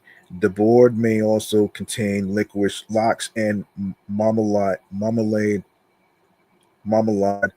which hold candies in cages that cannot be moved. Said candies cannot be moved until they are matched. So yeah, the popularity of the game had over 10 million downloads in December 2012. Candy Crush Saga is popular on Facebook, having more than 70 million likes on the application page. It is the most popular app on Facebook and one of the highest grossing apps in the Apple and Google App Stores. The game makes a cameo to Psy's music video "Gentleman." Candy Crush Saga has received particular attention in the Hong Kong media, with reports that 1 in 7 Hong Kongers played the played the hang on played the wait played hold on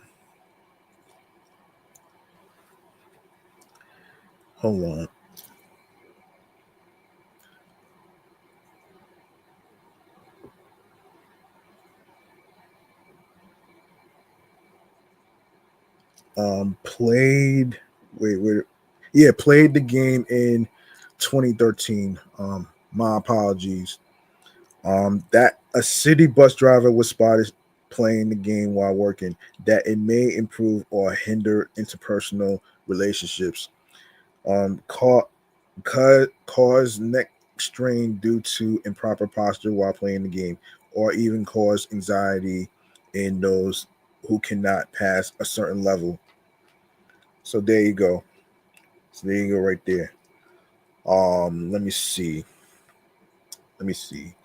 So let's get into Candy Crush Soda. Let's get into Candy Crush Soda and stuff. Let me see. So Candy Crush Soda is a sweet and tasty follow-up to the original Candy Crush Saga. You'll find more of the same match 3 puzzle madness in Soda Saga, but with some new game mechanics thanks to the fizzy awesomeness of Soda. Fulfill the level requirements, earn stars, and rack up the points to move on to the next stage, excuse me, and make sure to top your friends' high scores while you are at it. This is a great addition for fans of the original Candy Crush Saga or whoever wants some sweet match 3 puzzle fun.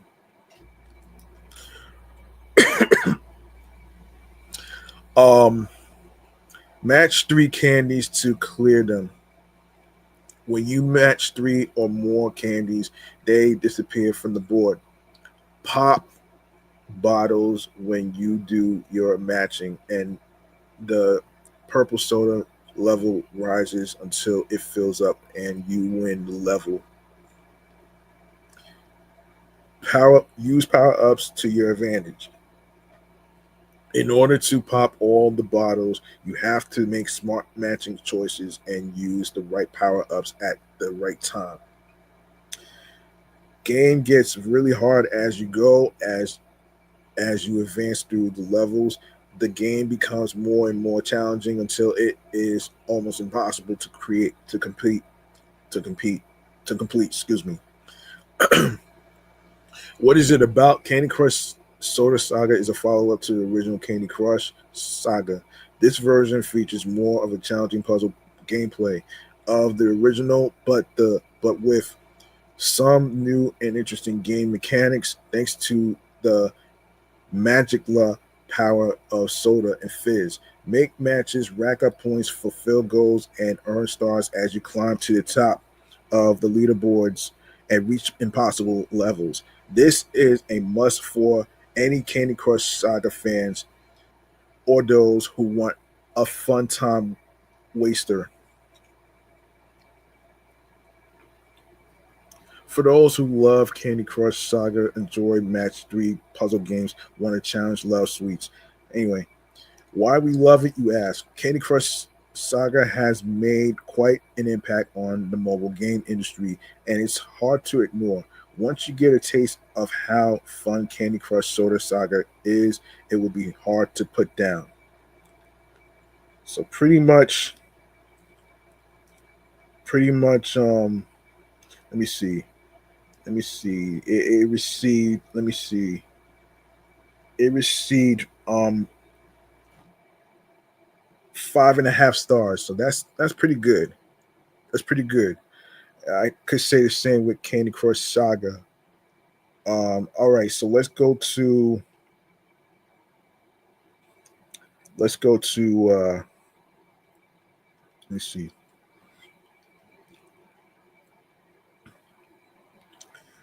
Let's go to um Candy Crush Jelly.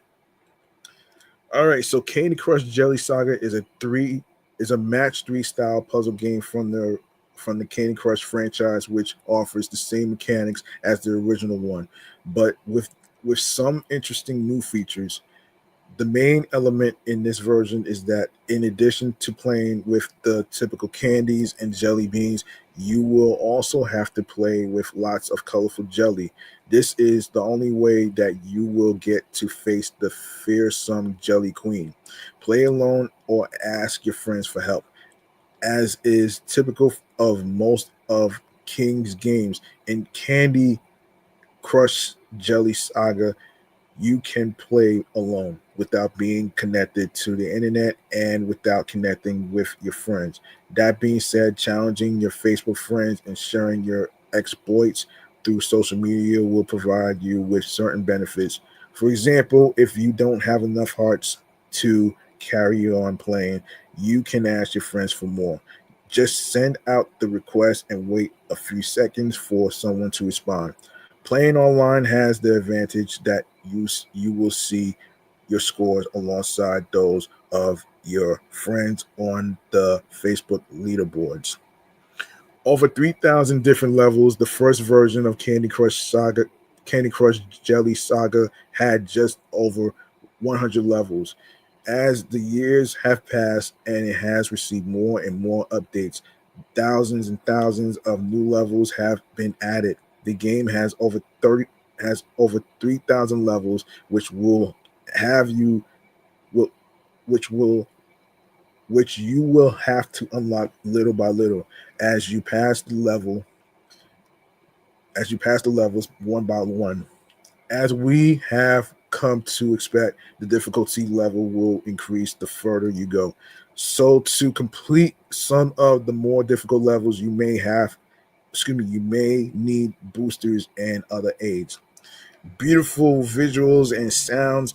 Visually, Candy Crush Jelly maintains the same aesthetics that help make the franchise so popular. Sorry for the cars that's passing by so loud. Simple, beautiful, and very colorful designs, capable of brightening up the eyes of children and adults alike.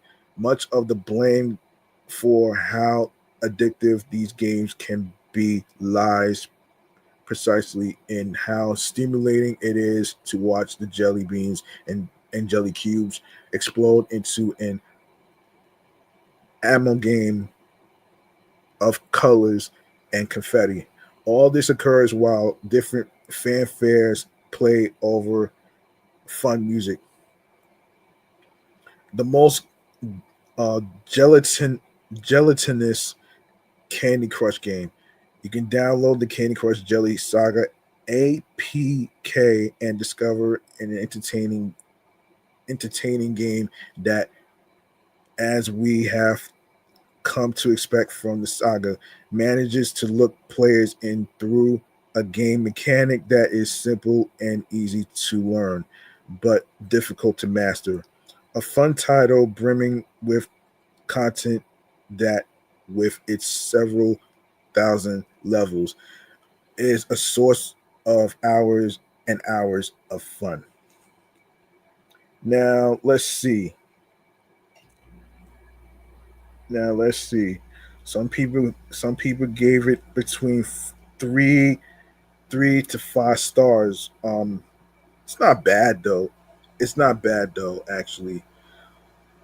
All right. All right. So one more thing we have to get to, and that's Candy Crush Friends Saga. Um, Often also called Candy Crush Friends or Candy Crush 4. It's a video game developed by King.com. It is the sequel to the legendary Candy Crush Saga, the most popular worldwidely known Facebook, iOS, and Android game, and also sequel of Candy Crush Soda Saga and Candy Crush Jelly Saga. On March 2017, a soft launch of Candy Crush Friends Saga was made available for download, but only in Mexico and Philippines. At, at the time, it had not received any updates so far. On October 11th, 2018, a hard launch of Candy Crush Friends Saga was released for all mobile users. The soundtrack was remastered an unknown amount of time before the release of the hard launch. As of March 2021, the game remains unavailable on Facebook. Candy Crush Friends Saga sees players traversing through levels with the aid of characters both from previous games and the Mario franchise, as well as some new friends as well who have not appeared in any previous game. It will also feature 3D character art environments, new game modes, a whole new way for pre-level boosters to work. Um, the friends are pre-level boosters in a sense, and there are others as well, and a slower method to obtain free ones instead of collecting free boosters outright through various quests and contests. At present, you only collect gift boxes containing tickets, and it takes a generally substantial number of tickets to obtain new friends, costumes for friends, and various boosters. The animation of the friends and the pre-levels game board is 3D in nature. The game board of the various levels works similarly to that of Candy Crush Jelly Saga in the sense that it's a vertical as opposed to the horizontal version with rooms of Candy Crush Soda Saga and the winding board game like version of the original Candy Crush Saga, winding path extending into the screen with the levels appearing as colored ovals along the path. So yeah. So that's pretty much what this game is about as far as the gameplay, how to play it and all that other stuff. So it's pretty much hold up. Who just hit a home run? Starling Marte. First Juan Soto and Starling Marte. Yeah, so forgive me. I'm actually watching the Mets play the Milwaukee Brewers on my Android tablet. That's why I'm trying to hurry up and finish this. So all right, on to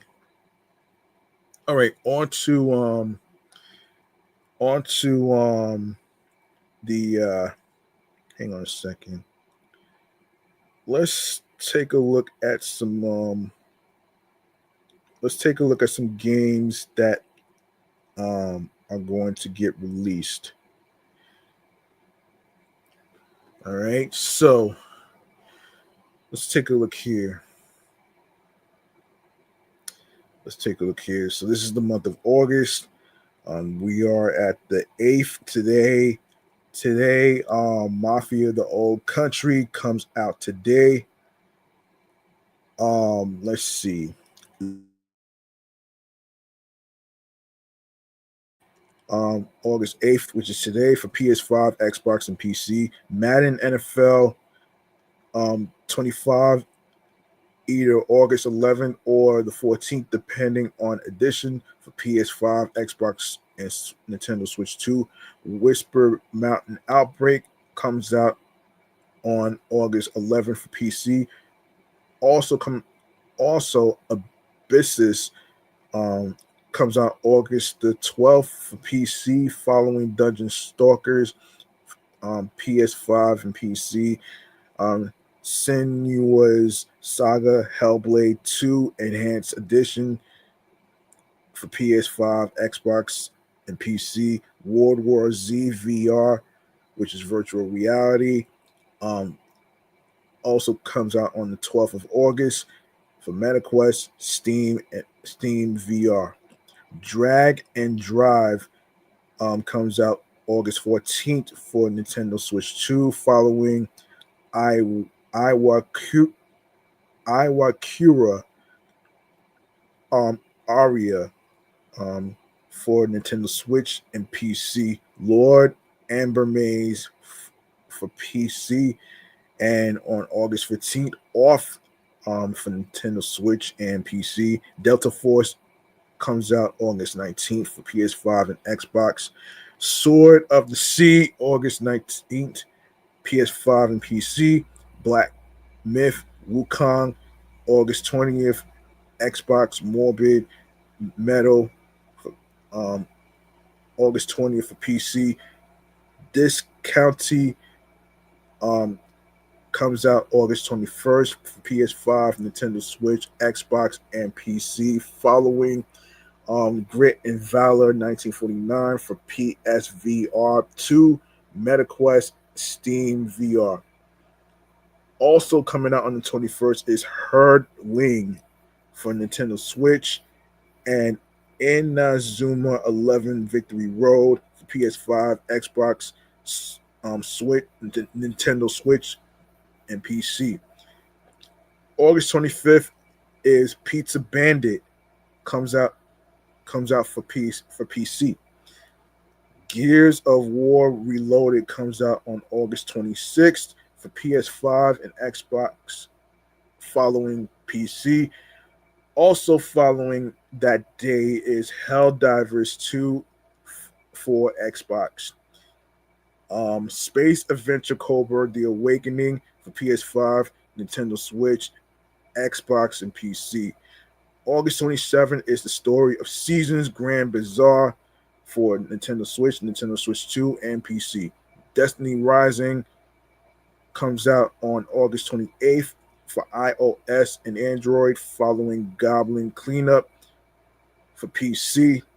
Kirby and the Forgotten Land, Nintendo Switch 2 Edition, Star Crossed Worlds for Nintendo Switch 2. The Nightling, for PS5, Xbox, and PC. Metal Gear Solid Delta Snake Eater, August 28th, which is also the same day as Super Robot Wars Y. So Metal Gear Solid Delta Snake Eater for PS5, Xbox, and PC. Super Robot Wars Y for PS5, Nintendo Switch, and PC. August 29th is Goosebumps Terror in Little Creek for PS5, Xbox, and PC. Lost Soul Aside also comes out the same day for PS5 and PC. Shinobi Art of Vengeance for PS5, Nintendo Switch, and Xbox, PC. Sea of Thieves Smuggler's Tide expansion expansion for PS5 and PS5, Xbox, and PC. I will go over the September release dates next time in the following episode. All right. Hang on 1 second here. Okay, wait.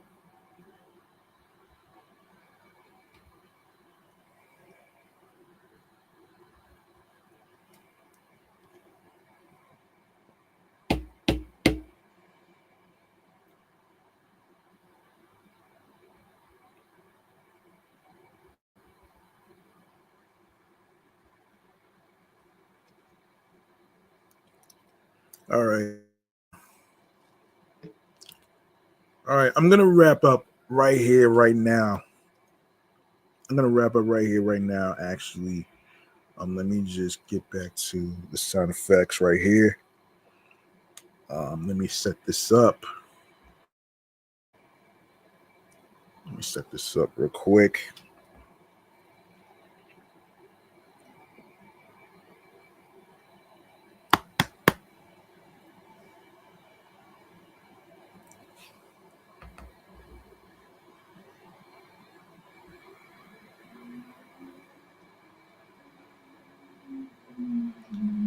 Yeah, sorry about the loud cars and stuff, man. In case you're wondering, don't worry about that. As long as you can hear my voice, that's what really matters here. Come on. All right.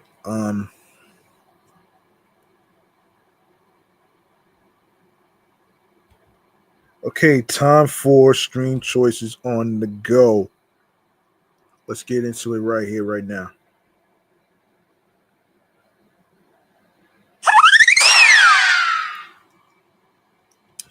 All right, folks. For those of you that's listening at home and all that other stuff, make sure you follow the Entertainment Review Show, Meticulous Vibe Juice Podcast on Bluesky Social, Facebook, alongside with Threads and Instagram. Same goes with my other podcast shows, which is my sports edition show. Excellent, fun, vibrant talks podcast. And my comedy, Off the Meat Rack Chainz New York Avenue podcast, is also on the same social media platforms as well. Of course, make sure you follow your host with the most, G Money Stacks 555 in Queens, New York, on Threads and alongside with Instagram. Now, if you go to the link in bio, you're gonna see Linktree/Meticulous Vibe Juice Podcast 5. All right. When you click on there, you're gonna see a whole list of streaming platforms that you can check out for yourselves. Let me just You're gonna see some podcast feed links on every streaming platform in the link tree, and it goes like this.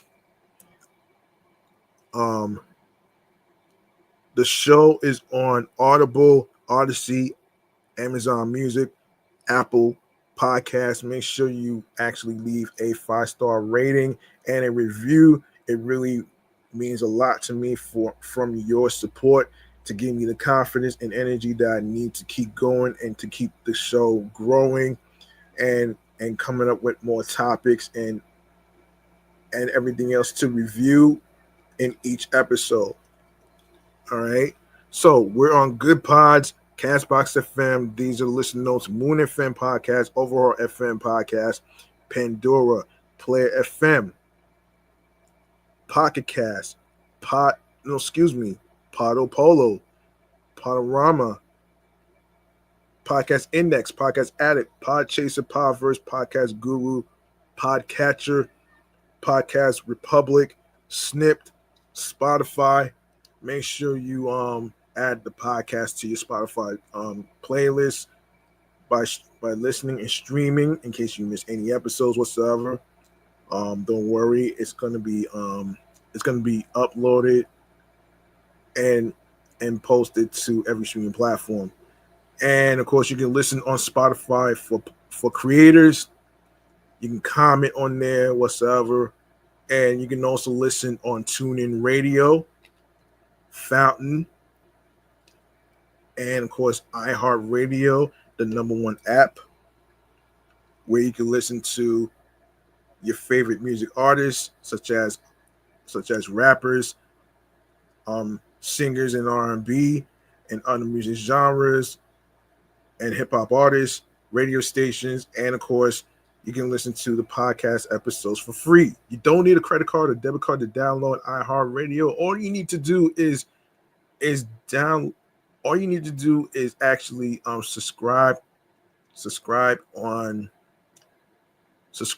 and follow the entertainment review show Meticulous Vibe Juice Podcast on iHeartRadio and other streaming platforms that I just mentioned. And you can also download iHeartRadio and other streaming platforms onto your iPhones, Android phones, iPads, Android tablets, laptops includes Apple Mac and Dell laptop models.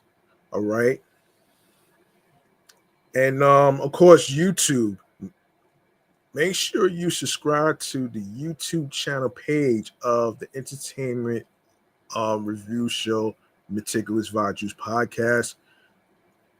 And of course, leave a like and a comment along with the topics. And tell me how you feel about the topics in each episode, including this one right here. And of course, share the Linktree link with the podcast feed links to your husbands, your wives, your boyfriends, girlfriends, friends, people you're cool with from work and everywhere else.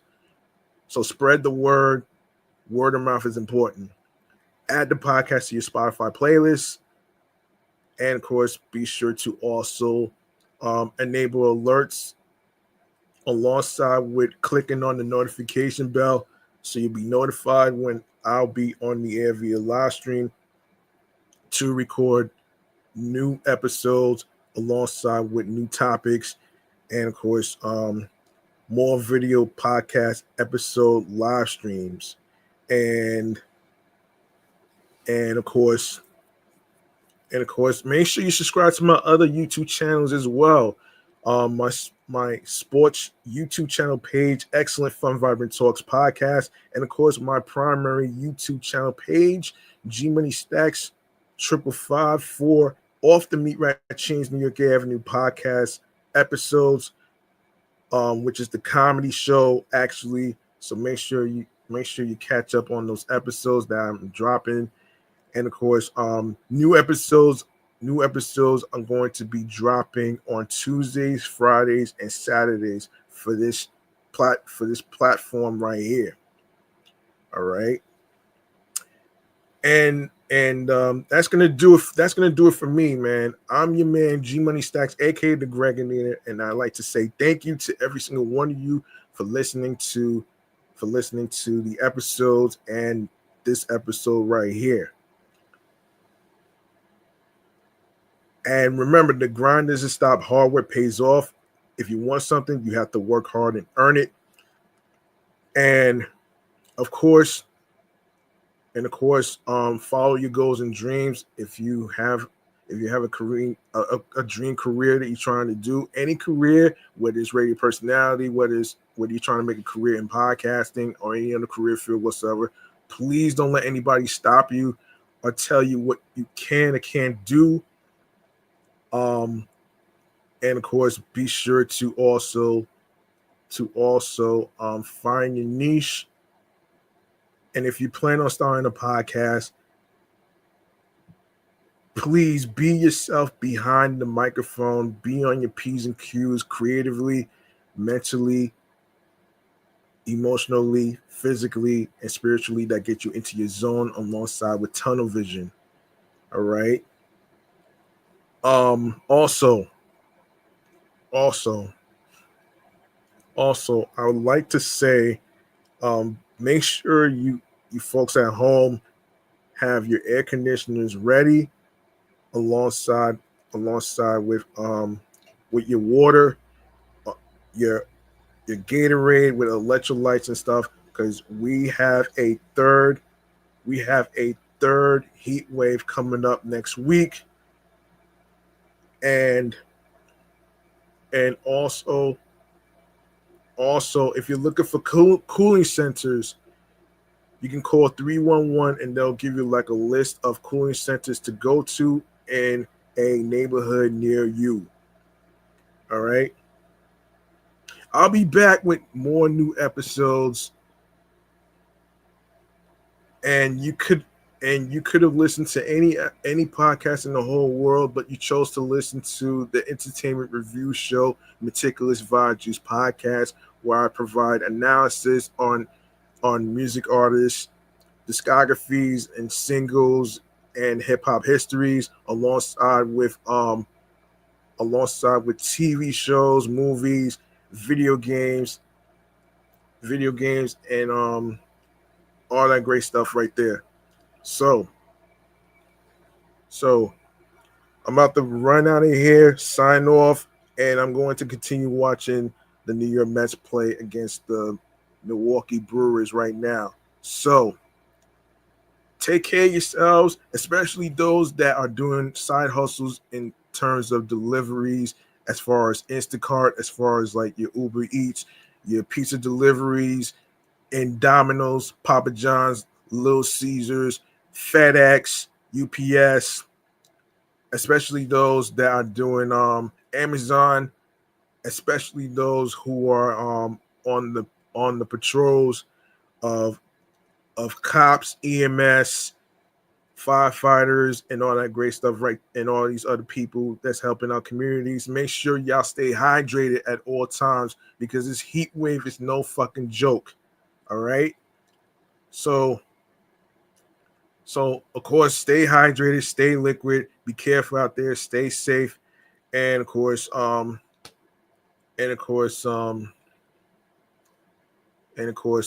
enjoy yourselves, enjoy your weekend, and everything else in between.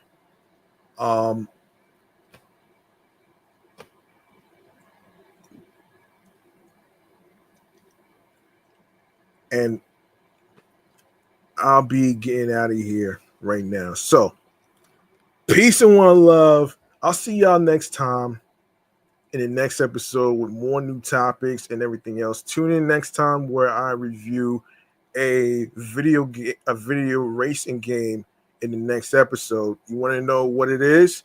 You have to tune in next time in the next episode of the entertainment review show Meticulous Vibe Juice podcast. And of course, this episode was dedicated to the Candy Crush franchise. The Candy Crush franchise with Soda and Friends. All right. Peace out. I'll see y'all next time. Hope the Mets win a game. Let's go Mets. Good night, everybody.